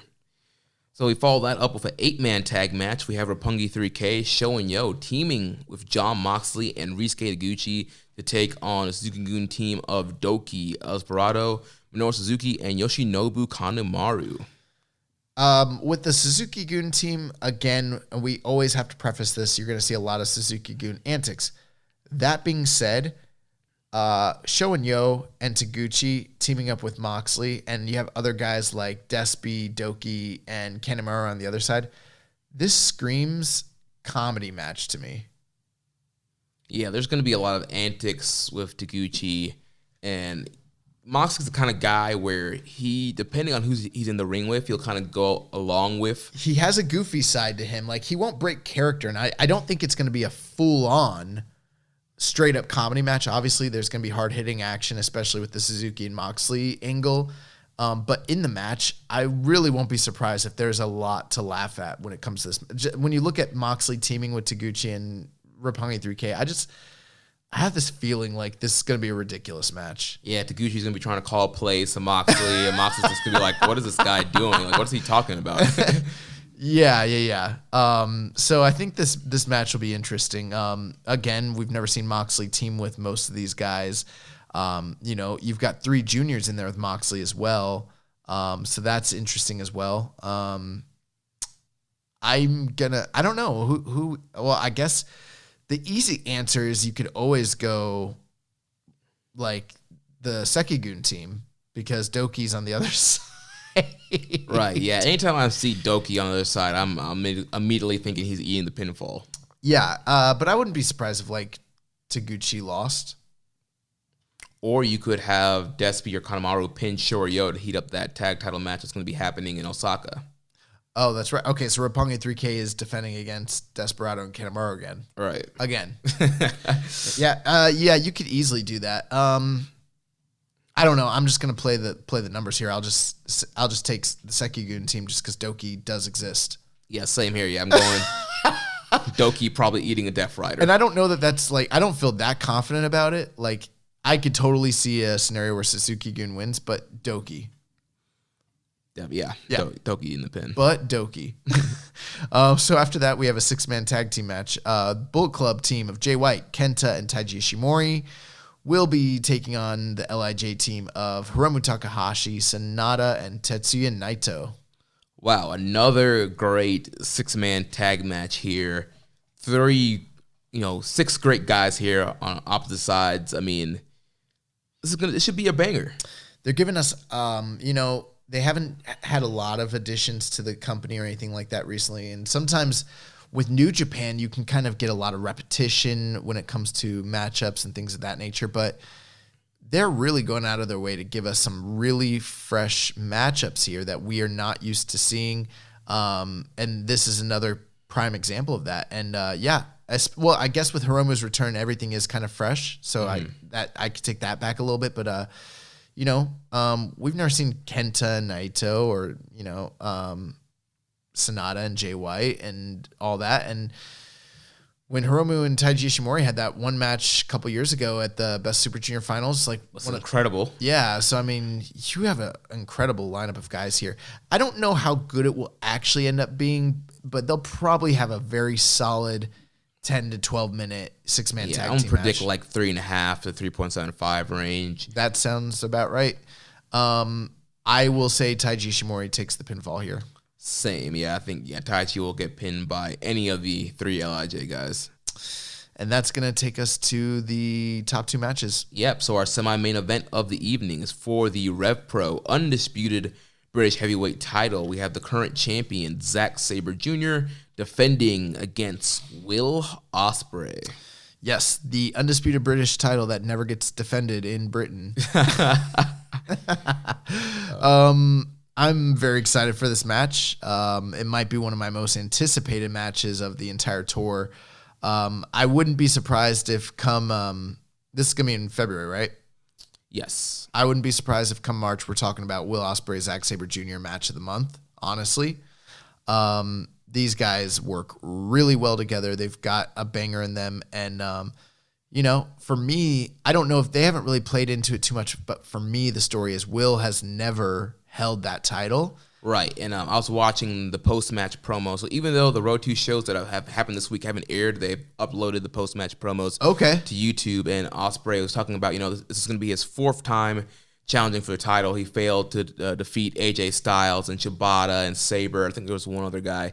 Well, I know he had a 3-way match. It was him and Marty Scurll. Yeah, so it was Marty, AJ, Shibata, and Sabre. Okay. Were all the guys that he lost to in the previous title challenges. His match with AJ Styles for the title is really good. He also had a match with him. It was a 3-way, him, AJ, and Marty. and that match is really good too. They're all from like 2015, 2016, something like that. Yeah, and also in his promo, he was mentioning, wanting to save the British wrestling scene, and in order to do that, he needs to win this title and be able to defend it over there. He's going to defend it over there. Wow. I guess so. Well, that's what he's saying now. But yeah, so it's very interesting. Definitely they're bringing in the whole British wrestling scene into it. Obviously, Sabre and Ospreay, they've had a very long rivalry. They've wrestled each other over and over again. And the story they're telling is that Ospreay's never beaten Sabre. I don't know if that's 100% right. We'll go to the cage match. I don't know. But yeah, Sabre said that Ospreay's never beaten him. But I don't know if it's one of those like Marty Scurll Ospreay things where they said that Ospreay never beat Scurll, but when you look it up, there were some recorded Ospreay victories over Scurll. There was quite a few, actually. Yeah. So I don't know if it's one of those situations, but yeah, they're kind of building up Ospreay's almost as the underdog here. He's never beaten Sabre. He's never won the Rev Pro British title. He's failed multiple times. So this is a big matchup here of, two of the biggest stars coming out of that British scene, and two guys who have really, gotten over and have, transcended to superstar level with their runs in New Japan. Yes, so I am looking this up right now, and as I go to I'm going to match constellations. Okay, so in one-on-one action, Will Ospreay and Zack Sabre Jr. have wrestled 12 times. Their very first match in 2014, Will Ospreay defeats Zack Sabre Jr. That's exactly what I was talking about. But it was in 2014. It was in SWE, so we can kind of forgive them. So let's move on. 2015 Super Strong 16 Tournament Finals. The winner, Will Ospreay, defeating Zack Sabre Jr. at Progress, Chapter 19. Well, I mean, there's no way Will Ospreay beat him again, right? Yeah, that would make sense. So let's just move on. Battle of Los Angeles 2016 quarterfinals. Will Ospreay defeats Zack Sabre Jr. Oh my God. Gosh. Well, let's move on. Will Ospreay defeats Zack Sabre Jr. Rev Pro live in Portsmouth 9. So it looks like Will Ospreay's got quite a few wins over Zack Sabre, but most of the like more like widely seen and regarded matches, like the ones in New Japan, the ones in Evolve, 16 Karat Gold tournament, all that, the UK Super 8 tournament in 2014, Zack Sabre does hold a winning record over Will Ospreay, but Will Ospreay's beat this dude like four or five times. So they're not that far off. So clearly that's a little hole in the story there, but you know how wrestlers are. They get hit in the head. They forget things. Right. But yeah, either way. Journalism. Still a great matchup here and a long rivalry and something for Ospreay to prove here. Yeah, I'm very excited for this match. As I said previously, I do think Will Ospreay is going to win the title here. And I think part of the reason why is with the potential promotion of him as being a heavyweight. I think that maybe winning the Undisputed British Heavyweight title might be a really good step in the right direction to kind of promote him as such. Yeah, Ospreay winning is definitely an option here, but I don't know. I'm kind of leaning more towards Zack Sabre Jr. It feels like 2020 they are planning on kind of rebuilding him after the not so stellar year as far as match record wise that Sabre had. Sabre had a lot of losses last year. So I feel like they're going to try and rebuild him and get him a lot of big wins this year and kind of get him established as a threat again. I wouldn't be surprised at all if Zack Sabre wins, and you bring up some really excellent points. One thing also to take, I guess the reason I keep kind of going against Zack Sabre is like oftentimes in most companies, if you're a champion and you're like a widely regarded, you might have one, maybe two really long-term defining title reigns. 3 maybe, it's very rare that even some of the champions that like Okada and Tanahashi, not all of their reigns were super super long, and with multiple title defenses. You look at Zack Sabre Jr. and his run through Rev Pro. I mean, I think he's held the title 2 or 3 times. I think this might be his 3rd time, And all of his title reigns have been like over a year, multiple title defenses, very, very lengthy. So I am just wondering like how long they plan to actually keep the belt on Zach. The other thing too is like Will is one of the few guys. When I thought they could go with Sonata back in at Wrestle Kingdom, part of that was because he has a built-in fan base and exposure in England that many of the Japanese wrestlers don't have. So I thought it would make sense for him. Well, that goes doubly for Will Ospreay. I mean, Will Ospreay is a staple of that country. So it would make all the sense in the world if you wanted to go with Will, especially since Will is a Rev Pro guy. So right, and if Rev Pro wants to draw some big houses, Will Ospreay as Rev Pro champion, that's going to draw some folks. Right, and you can continue to do business with Zack Sabre and Will Ospreay if Will wins. If Zack wins, then it's pretty much a one and done, and then you kind of have to wonder where does Will go from there. Obviously the next step is the New Japan Cup. But I just think that would be a nice accolade to kind of give Will. And I think you can continue to build Zach up because, again, New Japan Cup is around the corner. But if Zach taps him out, I won't be surprised whatsoever. Yeah, and if Ospreay wins, that kind of helps solidify this very subtle transition to the heavyweight division that we've kind of been seeing teased throughout 2019, and obviously he's dropped the junior title, and there's been a lot of speculation and question on whether or not he's going to be in Best of Super Juniors or he's going to continue to compete as a junior in 2020. Well, the great thing here is, most of the matches, we're talking about star power, we're talking about storylines, we're talking about match quality, which is very high all throughout this tour. What we're not really talking about is predictability, and from most, as you've noticed, most of these cards, most of these nights, we've had the same predictions because in most cases it's pretty predictable. So this one is really intriguing. It's one of the few that we are both split on at this point, and that makes for a good wrestling match. So, my hat's off to them. I'm glad that we have something that's kind of too hard to call when it comes to Zach and Will, and it's a 50-50 in my book. Yeah. So that brings us to the main event. Yes, the main event. We have Taichi taking on the Rainmaker, Kazuchika Okada. So yeah, so a big singles match here. Taichi and Okada. There is history between Okada and Taichi. In the past, Taichi defeated Okada, I believe, when Okada was a young lion, right? I don't know. Did that happen? Yeah, they talked. Okada was talking about it in the promo, in the post-match promos. He called Taichi. He said, it wasn't Taichi that beat me. It was Taichi, whatever his full name was back then, was the one that beat me. Taichi Ishikari? Yeah. Okay. Yeah, he said, Taichi Ishikari was the one that beat me, not Taichi. And then Taichi was saying, yes, we've kind of gone different directions since then, but you've never passed through the wall that is Taichi. So definitely a little bit of interesting kind of backstory here between Taichi and Okada. One that it doesn't really get mentioned a whole lot, and kind of helps build up this singles match that these guys are having. Yep, one singles match at New Japan Circuit 2008, New Japan Brave. That was on April 12th, 2008, and Taichi Ishikari defeated Kazuchika Okada at 9 minutes. So yeah, over a decade ago. So what, 12 years ago? Yeah. A lot's changed in 12 years. With this matchup, I think what I'm really looking for here is to see what kind of match Okada can get out of Taichi.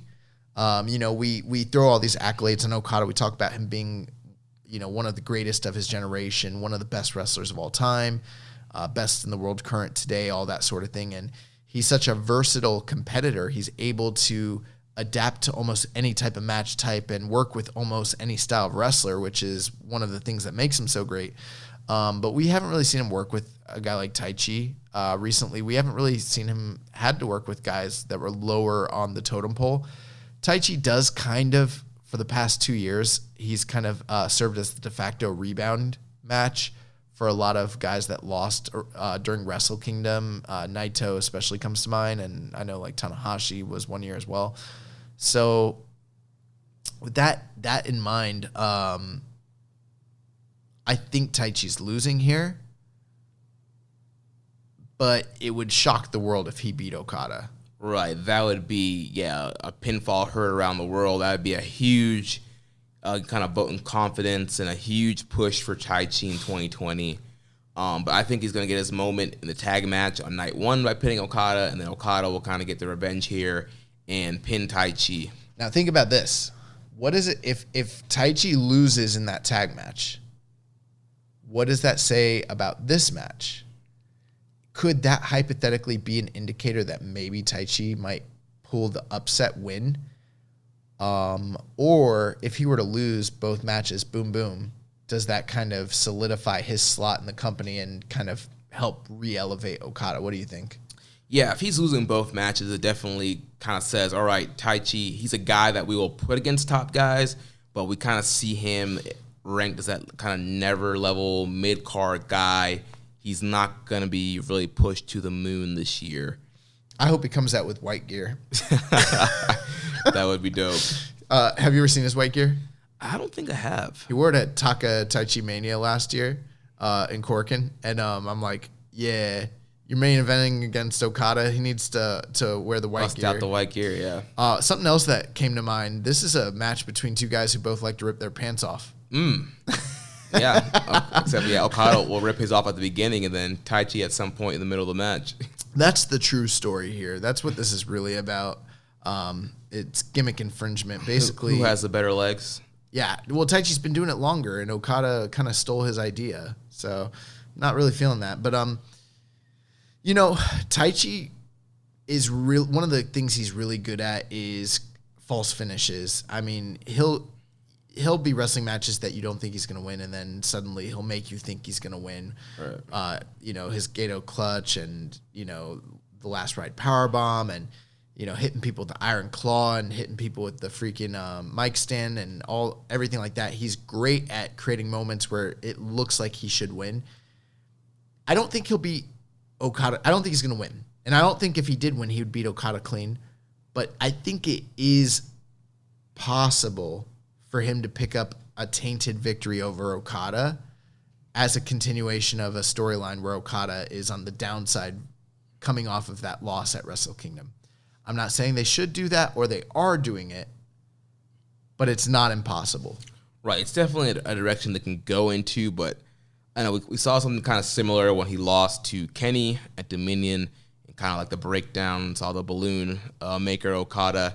I don't think they're really going to go quite in that similar direction. I think we're going to see a little bit more of a dominant Okada this year, even without the championship. Yeah, I mean, I'm going Okada because you'd be a fool to predict anything other than an Okada win here.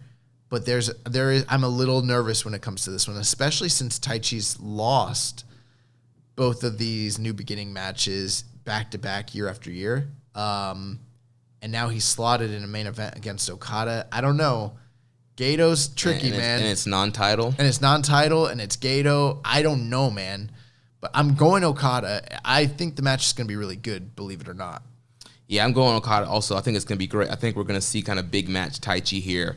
The Taichi that we see against guys like Ishii, and I think we're going to get a banger of a main event here. Either that or Taichi knows that's what we want, and he's going to fuck off. Right. All right, so that wraps up our predictions for New Beginning in Sapporo. Really good-looking cards. And what nights are those? So those are February 1st and 2nd, Saturday and Sunday. Saturday and Sunday. Okay, cool. So now we're going to move on to questions. First from Reddit user Grunty Dodds. He says, with the G1 moving to the fall, how will that affect the Junior Tag League and the World Tag League? Or are we just going to get 3 tournaments back to back to back? That seems excessive to me. That's how New Japan is. They're excessive with their tournaments. Sometimes it just feels like at a certain point in the year, you're just watching tournaments back to back to back to back. So I wouldn't be surprised by that at all. Yeah, especially since you have 3 different sets of classes here. You have your major singles heavyweight guys with the G1. You have your juniors in the Junior Tag League. And then you have your World Tag League with kind of the mixed match teams that they're going to throw together. That really, some of them probably will have been in the G1, but not many. You're going to get your Cabana and Llanos back kind of thing. Whoa. Marty Scurll showed up at New Japan of USA. He did? Yeah. Is there a show tonight? I guess so. What? Breaking news. Breaking news. Yeah, bro, look. That is crazy. I told you, he's the key to the forbidden door. Why that man ain't show up in Tampa? Where are they tonight? Are they in Durham? I think so. Oh, man. Either Durham or Atlanta. No, Atlanta is like the night before Miami. Gotcha. Yeah, that is crazy. The villain, Marty Scurll, showing up at the New Beginning in USA. So, obviously, we've talked about, Marty's contract situation with Ring of Honor, resigning, being a part of the booking team, and kind of being one of the keys to kind of rekindle the relationship between Ring of Honor and New Japan. We've seen all these New Japan talents being announced for the Supercard of Honor show coming up WrestleMania weekend. So clearly, the relationship is really going strong, and Marty seems to be the key here. Yeah, I'm like lost. I need to know the context. What does this mean? Why was he there? From what I can see, he's just in street gear with his umbrella and he's wearing glasses indoor, which is extremely tacky. Marty, come on. But yeah, no, man. I don't know. I don't know what this means. Like, I'm wondering, did he just come up and is this an angle? Did he just cut a promo? Is it just a goodwill, appearance? Like, what does this mean? Well, I definitely think it means we will be seeing more of Marty in New Japan. With the new kind of contract, I wasn't surprised that if he was going to be in Best of Super Juniors again. So I think this almost kind of locks it down that we're probably going to see Marty in Best of Super Juniors again. We're going to see him probably down the line on some more New Japan tours. And if Marty's a guy that they can use on New Japan USA shows, that's a great get right there. I don't even have really much to add to that. I just can't wait to see and understand what that was. I hope it's on the video on demand when they play it back on New Japan World, so we can get some better context. If you guys are listening to this and you were there or you happen to know what's going on, reach out to us. Let us know. Yeah. So anything else on potentially 3 tournaments back to back? No, I exactly what I said earlier. I don't think it's excessive for New Japan because they love running tournaments. I mean, they're basically running tournaments all year long with small breaks in between. Could they shake things up because the G1's moving to fall? Absolutely. Could they change the format of some of these tournaments from leagues to single block tournaments? That's exactly what I was about to say. Like, it would be very refreshing if you do both the Junior Tag League and World Tag League as single elimination tournaments. That's possible.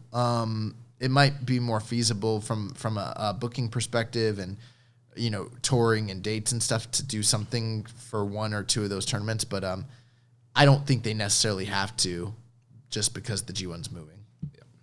So next question from Reddit user Rambone Slam Pig. It says, do you see anyone stepping up and having a year in 2020 like what Will Ospreay had in 2019? No, because no one in the history of wrestling has ever had a year like Will Ospreay had in 2020. In 2019. I'm sorry, in 2019. My mistake. Yeah. Will Ospreay could. Yeah, he could top himself. Will Ospreay could, here's the thing. You have a perfect storm of elements that were at play. The fact that Will was working the US and the UK Indies and New Japan simultaneously, plus working dates in like Australia, New Zealand, and in Spain, and like literally everywhere. I think that had a lot to do with the type of year he had, and then also just like the way that the booking got behind him and the kind of match output he did and the opportunities that were afforded him. Like, yeah, it's gonna take. I mean, could someone outdo him accolade wise, get over to a higher degree, maybe have better matches? Definitely. But can someone step up and put out the kind of output that Will Ospreay put out last year as often or as no one's ever done it before? Like, when we say it's unprecedented, it really is unprecedented. Nobody has ever had that many great matches that often consistently. The only thing I can think of is like Ric Flair, like touring as the NWA champion in the 80s, and that's a different era. But when you compare the matches, they don't really stack up, obviously. Right. I mean, I think the one guy that could have something close could be Shingo. He's doing some U.S. dates this year. I'm sure he's going to be highlighted more in a singles role this year. He's getting that never title match. I think Shingo could have a very close year and have the kind of output match quality-wise that Ospreay did. Yeah, and I think for a lot of wrestling fans too, they probably, when they were talking about the kind of year that Will Ospreay had, they probably were, in most cases, only taking into account the more widely seen stuff like what was happening in New Japan. So if you compared his New Japan year and work to other guys that might come along, then yes. But if you're realistic and you compared like his Progress stuff and his Rev Pro stuff and the Triple W stuff and everything that happened WrestleMania weekend and everything, no.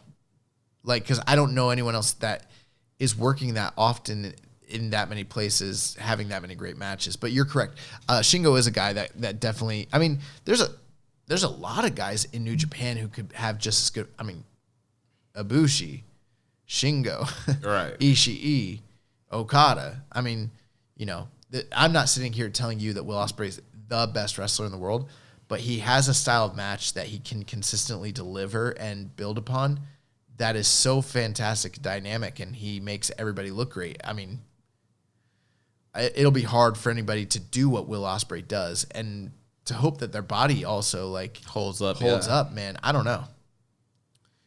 Next question from Reddit user WizFactor. He says, do you think Naito should permanently retire the Stardust Press? I feel the story of the Stardust Genius has come to a satisfying close, and that the move was given a perfect send-off at Wrestle Kingdom 14, not to mention that the move will only get hard to pull off as Naito enters his 40s. Possibly. I mean, that's one way you could go. There's also if you could look at it from the other side of the coin. Naito hadn't successfully hit the move since he last attempted it on Okada the 2 years prior at Wrestle Kingdom.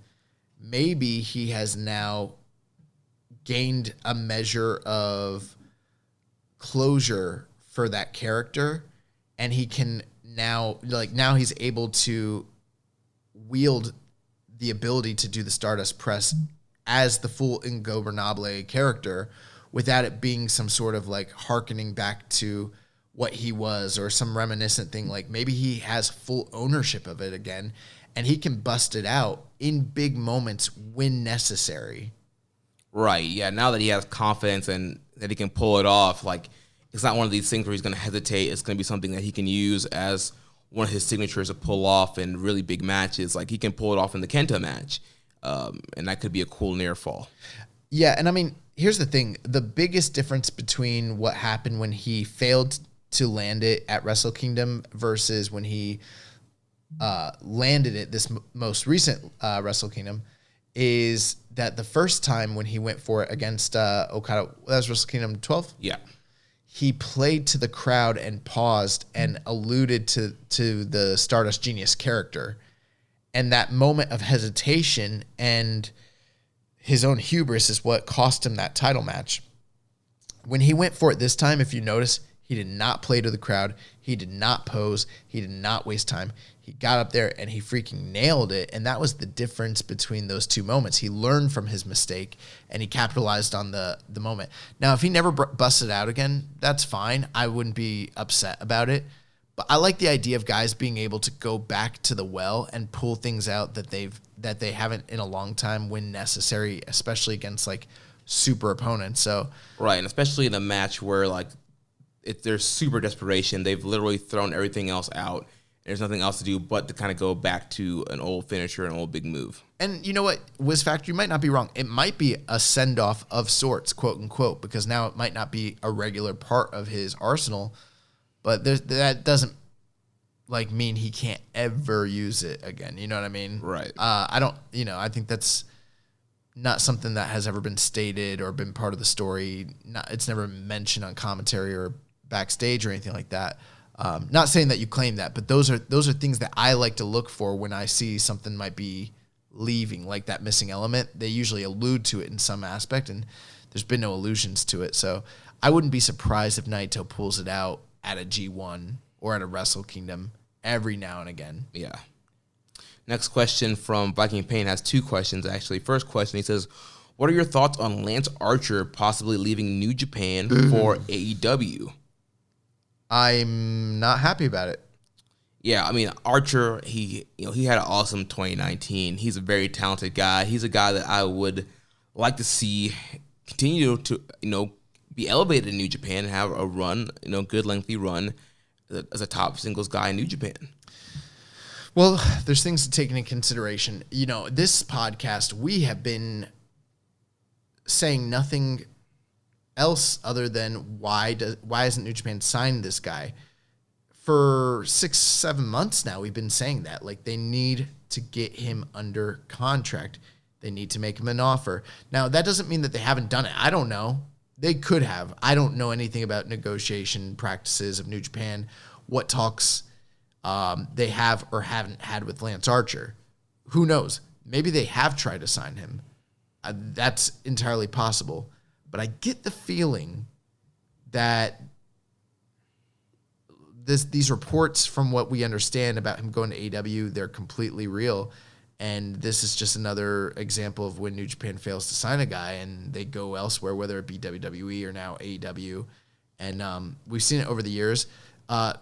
Luckily, this was the one year in a long time where we didn't see a big exodus of wrestlers post Wrestle Kingdom. Right. We usually get that, and that hasn't happened this year. But the most recent reports, everyone is saying that the talks with Archer and AEW, there's been reports that it's a done deal, but it sounds like it's very close to being a done deal. It's the most likely outcome of what's happening. And, for a guy like Lance Archer, let's keep in mind, he's huge. I mean, how tall is he? 6'8", 6'9"? Something like that, yeah. Huge guy. He's had back surgery, broken back. He's older in his career.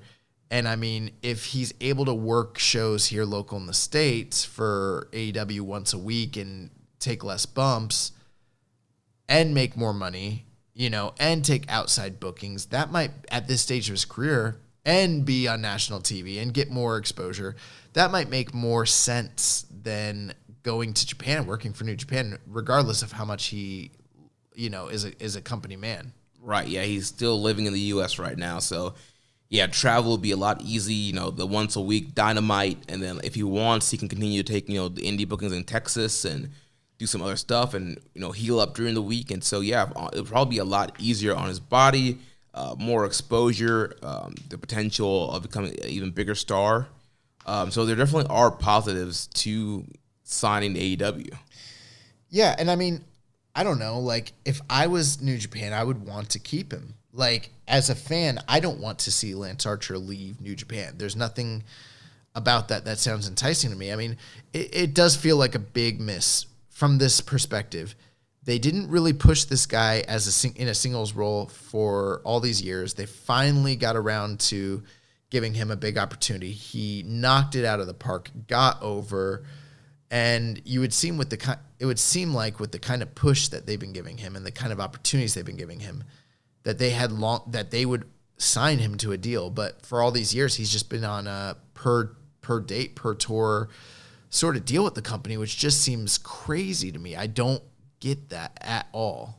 Yeah, it doesn't make sense at all. Like, just the way he's performed this year, I would have offered him a contract for 2020, even if it was just a 1-year deal. I would have tried to lock him down for at least another year. Given the kind of climate that we're in when it comes to negotiations, contracts in the wrestling industry, you had to know that someone was going to go after Lance Archer eventually. We've talked about it for a long time now and wondered why isn't someone signed Lance Archer? Like, this makes no sense. He's like one of the hottest free agents that's out there right now, and New Japan should have already done it.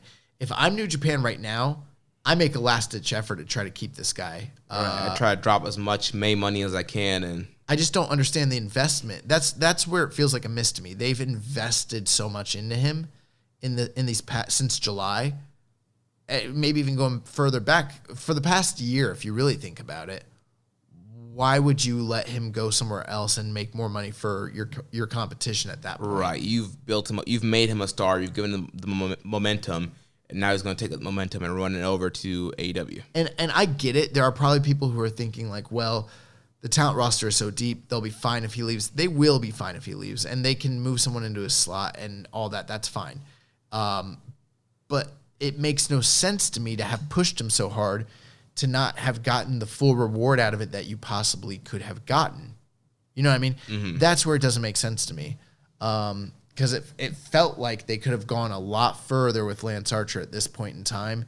And instead, if he is going to AEW, it seems like a big miss for New Japan. I'm not a fan of it. Yeah.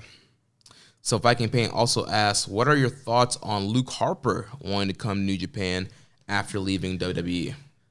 Well, that's a guy who could fit Archer's role.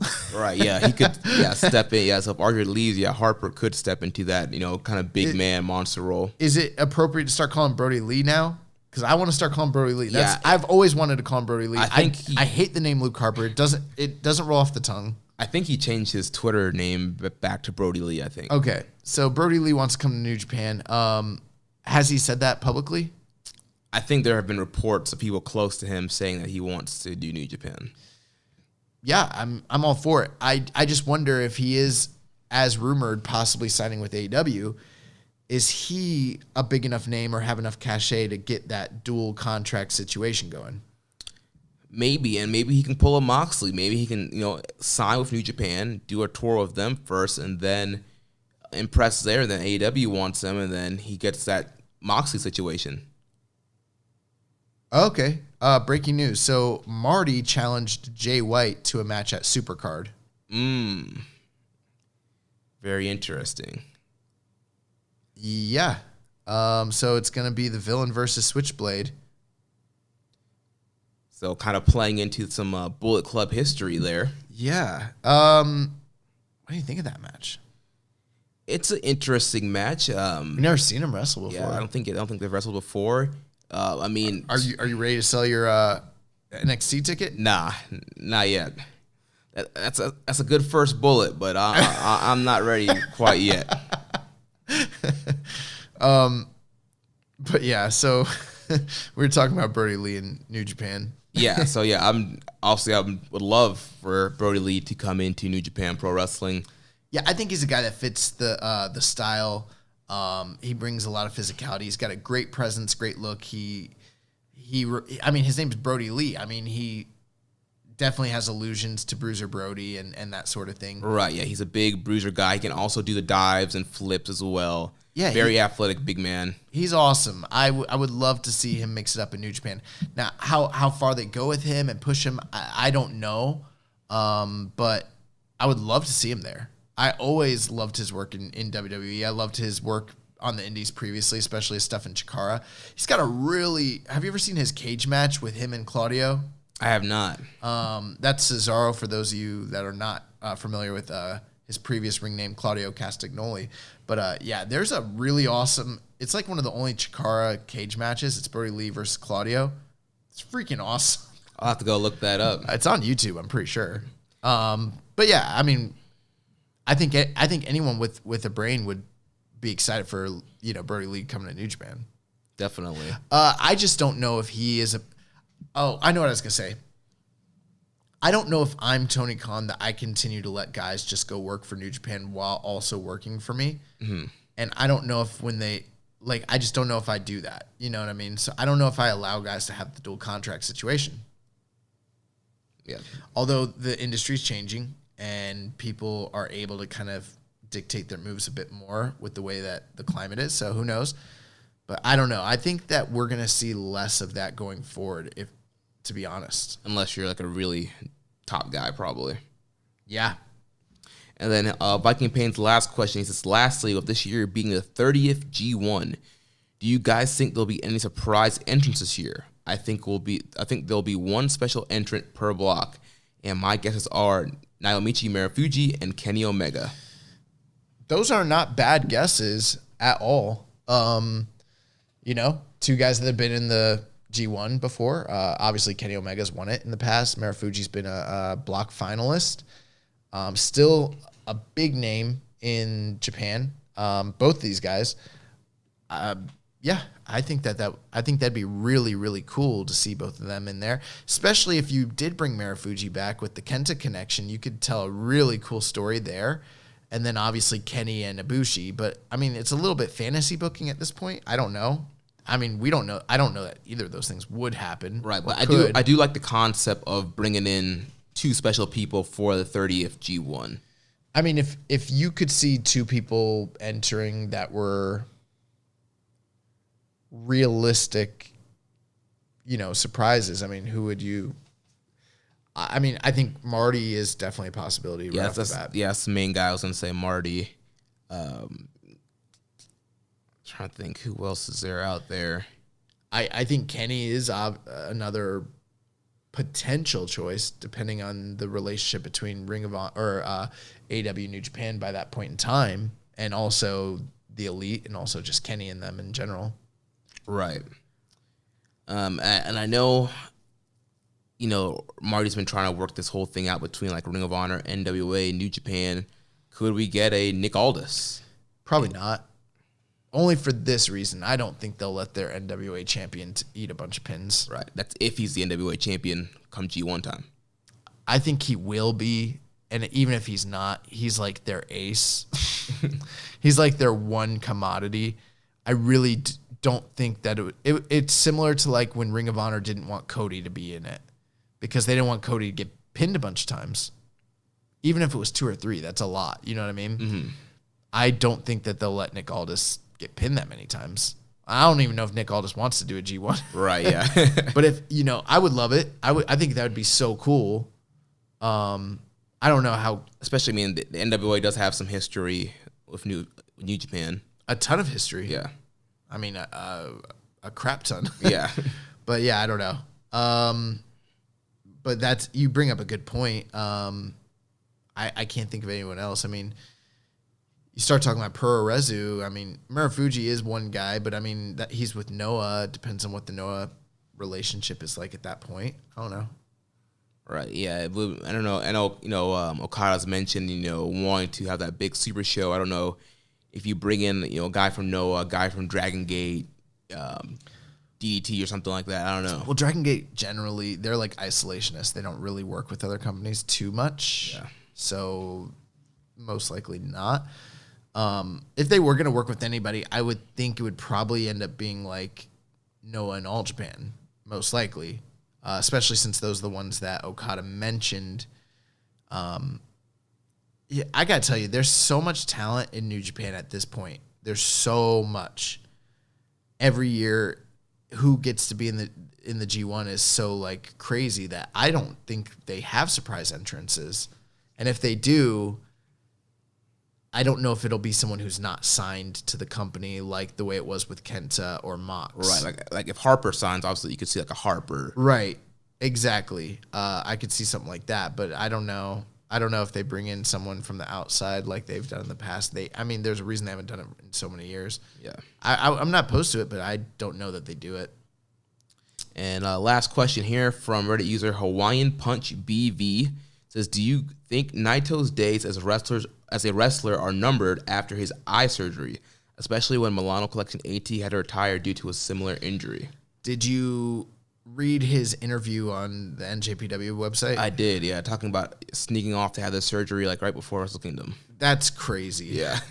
They said this dude was wrestling out there with like partial like loss of eyesight. And they were talking about like the needles in his eyes. Oh God, it was kind of crazy to read. I mean, as far as I know, no. But you just never know. It's wrestling. I mean, someone could be gone tomorrow. You just never know, Are his days numbered? Yeah, his days are numbered. I don't know if it's just the eye. It could be the neck. It could be the knees. Pretty much every pro wrestler's days are numbered. Yeah. But, I mean, with Naito, he's got a mounting list of injuries, and it's all becoming very apparent. I was listening to another show. They talked about this exact same issue, and they were saying that they're like, it didn't affect his work, and they couldn't tell the difference. But I feel like we've been talking all year about how his work has definitely been hampered by something or multiple things. And I think that this could definitely be an apparent reason for why maybe the match quality's been down. Maybe, it seemed like he's been a half step slower, not as good as he once was. I hope that this surgery cures his ailment and he continues to be able to wrestle for a long time. But yeah, I mean, that could definitely be something that, hampers his career. Definitely, yeah. Hoping, the surgery, healed up the eye and that he'll be able to continue for as long as he wants to continue. But again, I wouldn't be surprised if that stops him, or like you mentioned, the neck or the knees or something else that winds up happening. So, yeah.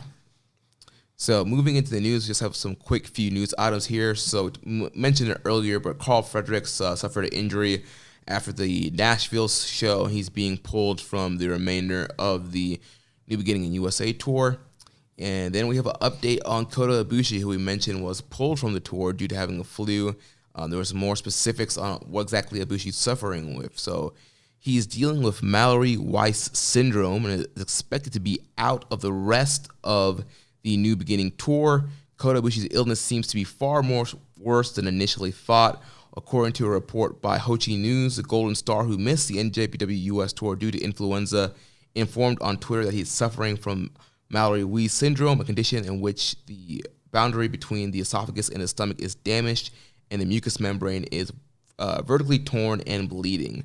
Repeated vomiting can increase abdominal pressure, causing strong pressure on the mucous membrane from the lower esophagus to near the entrance to the stomach. It's expected that Ibushi, who had just renewed his contract from New Japan Pro Wrestling on January 18th, will be missing the remainder of the New Beginning tour, which runs until February 9th with Osaka. So, man, tough break for Kota Ibushi. And those are just a list of things that could happen, or that's what he actually is dealing with? I think that's a list of things that could happen. Okay, because that's like I'm like sitting here picturing Kota Ibushi like like that stuff happening to him. I'm like, what the heck? Yeah, not looking good for Ibushi right now. That's really unfortunate. Lions Break Project 2 is up now on NJPW World and YouTube. It's free on NJPW World. And then last thing here, El Desperado and Zack Sabre Jr. have been added to Lions Break Project 3, which is happening WrestleMania weekend, part of WrestleCon. Nice. And now it's time for the recommended match of the week. And Young Boy, it's your pick. Yes, so I know it's New Beginning tour, and I could have easily given you guys something from New Beginning, something on brand, but I want to kick it a little old school, just give you guys one of my favorite matches from years gone by. So we're going to go back to the great year of 1980. February 5th, 1980 to be specific. The recommended match of the week is the Dynamite Kid taking on Tatsumi Fujinami. And this match freaking rules. It just does. If you've never seen it, you have to go out of your way to see it. It's easily the match of the year in 1980. Definitely for New Japan, it's definitely a contender for match of the year across the world. Now, keep in mind, in today's standards, I would rate it close to like four stars, probably, maybe slightly higher than that. But we're talking about 1980. You're right. So it's an incredible match. And I mean, Dynamite Kid, just some context here. Fujinami at this point is still not a heavyweight. He's still in the midst of his junior run, as at this point he's the WWF junior heavyweight championship title holder. He's defending the title against the foreign invader Dynamite Kid from Canada, or not from Canada. Dynamite Kid's from England. From England, yeah. But this match is just really awesome. It starts kind of slow, picks up with it's like it's definitely like a template for like the modern New Japan style. It's like it starts off kind of slow, holds, then it works into giant strikes, and then it just continues to increase the high risk moves. Fujinami bleeds. Kid just kicks the shit out of him, like tons of near falls, tons of missed spots. Fujinami doing dives to the outside in 1980, which is just topes and suicidas, which is nuts for the time. And really satisfying finish. Dynamite Kid is just at his all-time best in this match, one of the best matches of his career. And, you know, you don't hear a lot of people talk about this nowadays, but on the classic wrestling message boards, this is a known match. People that are 80s, you know, Japanese wrestling fans, they know about this match. And it's very highly like heralded as a great, you know, contest. So if you've never seen it, I think it only goes like 15 minutes, not even. So it's not overly long, but Dynamite Kid, Fujinami, you can find it on New Japan World. That's my recommended match of the week, and you've got to see it. Nice. Yeah, so definitely check that out, guys. Next week, we'll be back here to review the New Beginning in Sapporo, Night 1 and Night 2, and give our predictions for New Beginning in Osaka. If you enjoyed today's show, please consider making a donation. Visit socialsuplex.com/donate and click on the donate button under the Keeping It Strong Style logo. Make sure you connect with us on social media. On Twitter, the show is at KI Strong Style. You can also follow us at Social Suplex. You can follow me at Jeremy L. Donovan. On Facebook, we're facebook.com/Social Suplex. You can also find us in the Wrestling Squared Circle, facebook.com/group/Wrestling Squared Circle. On Instagram, we are at Social Suplex. On Reddit, I am the Pro Black Guy, and Josh is Keeping It Strong Style. You can email me, Jeremy at socialsuplex.com. Check out all the other shows on the Social Suplex Podcast Network. One Nation Radio, hosted by Rich Latta and James Boyd. The Ricky and Clive Wrestling Show. Also, we have our podcast dedicated to independent wrestling, Grown Men Watch This Shit, hosted by Jeremy Tate and Chris Bryan. Also, we have Get in the Ring with Danny and Beast Mike. And then we have All Things Elite with Floyd Johnson Jr., Amy O, and Tiffany. Don't forget to subscribe and leave a rating and review. We will catch you next week on Keeping It Strong Style, the ace of podcasts.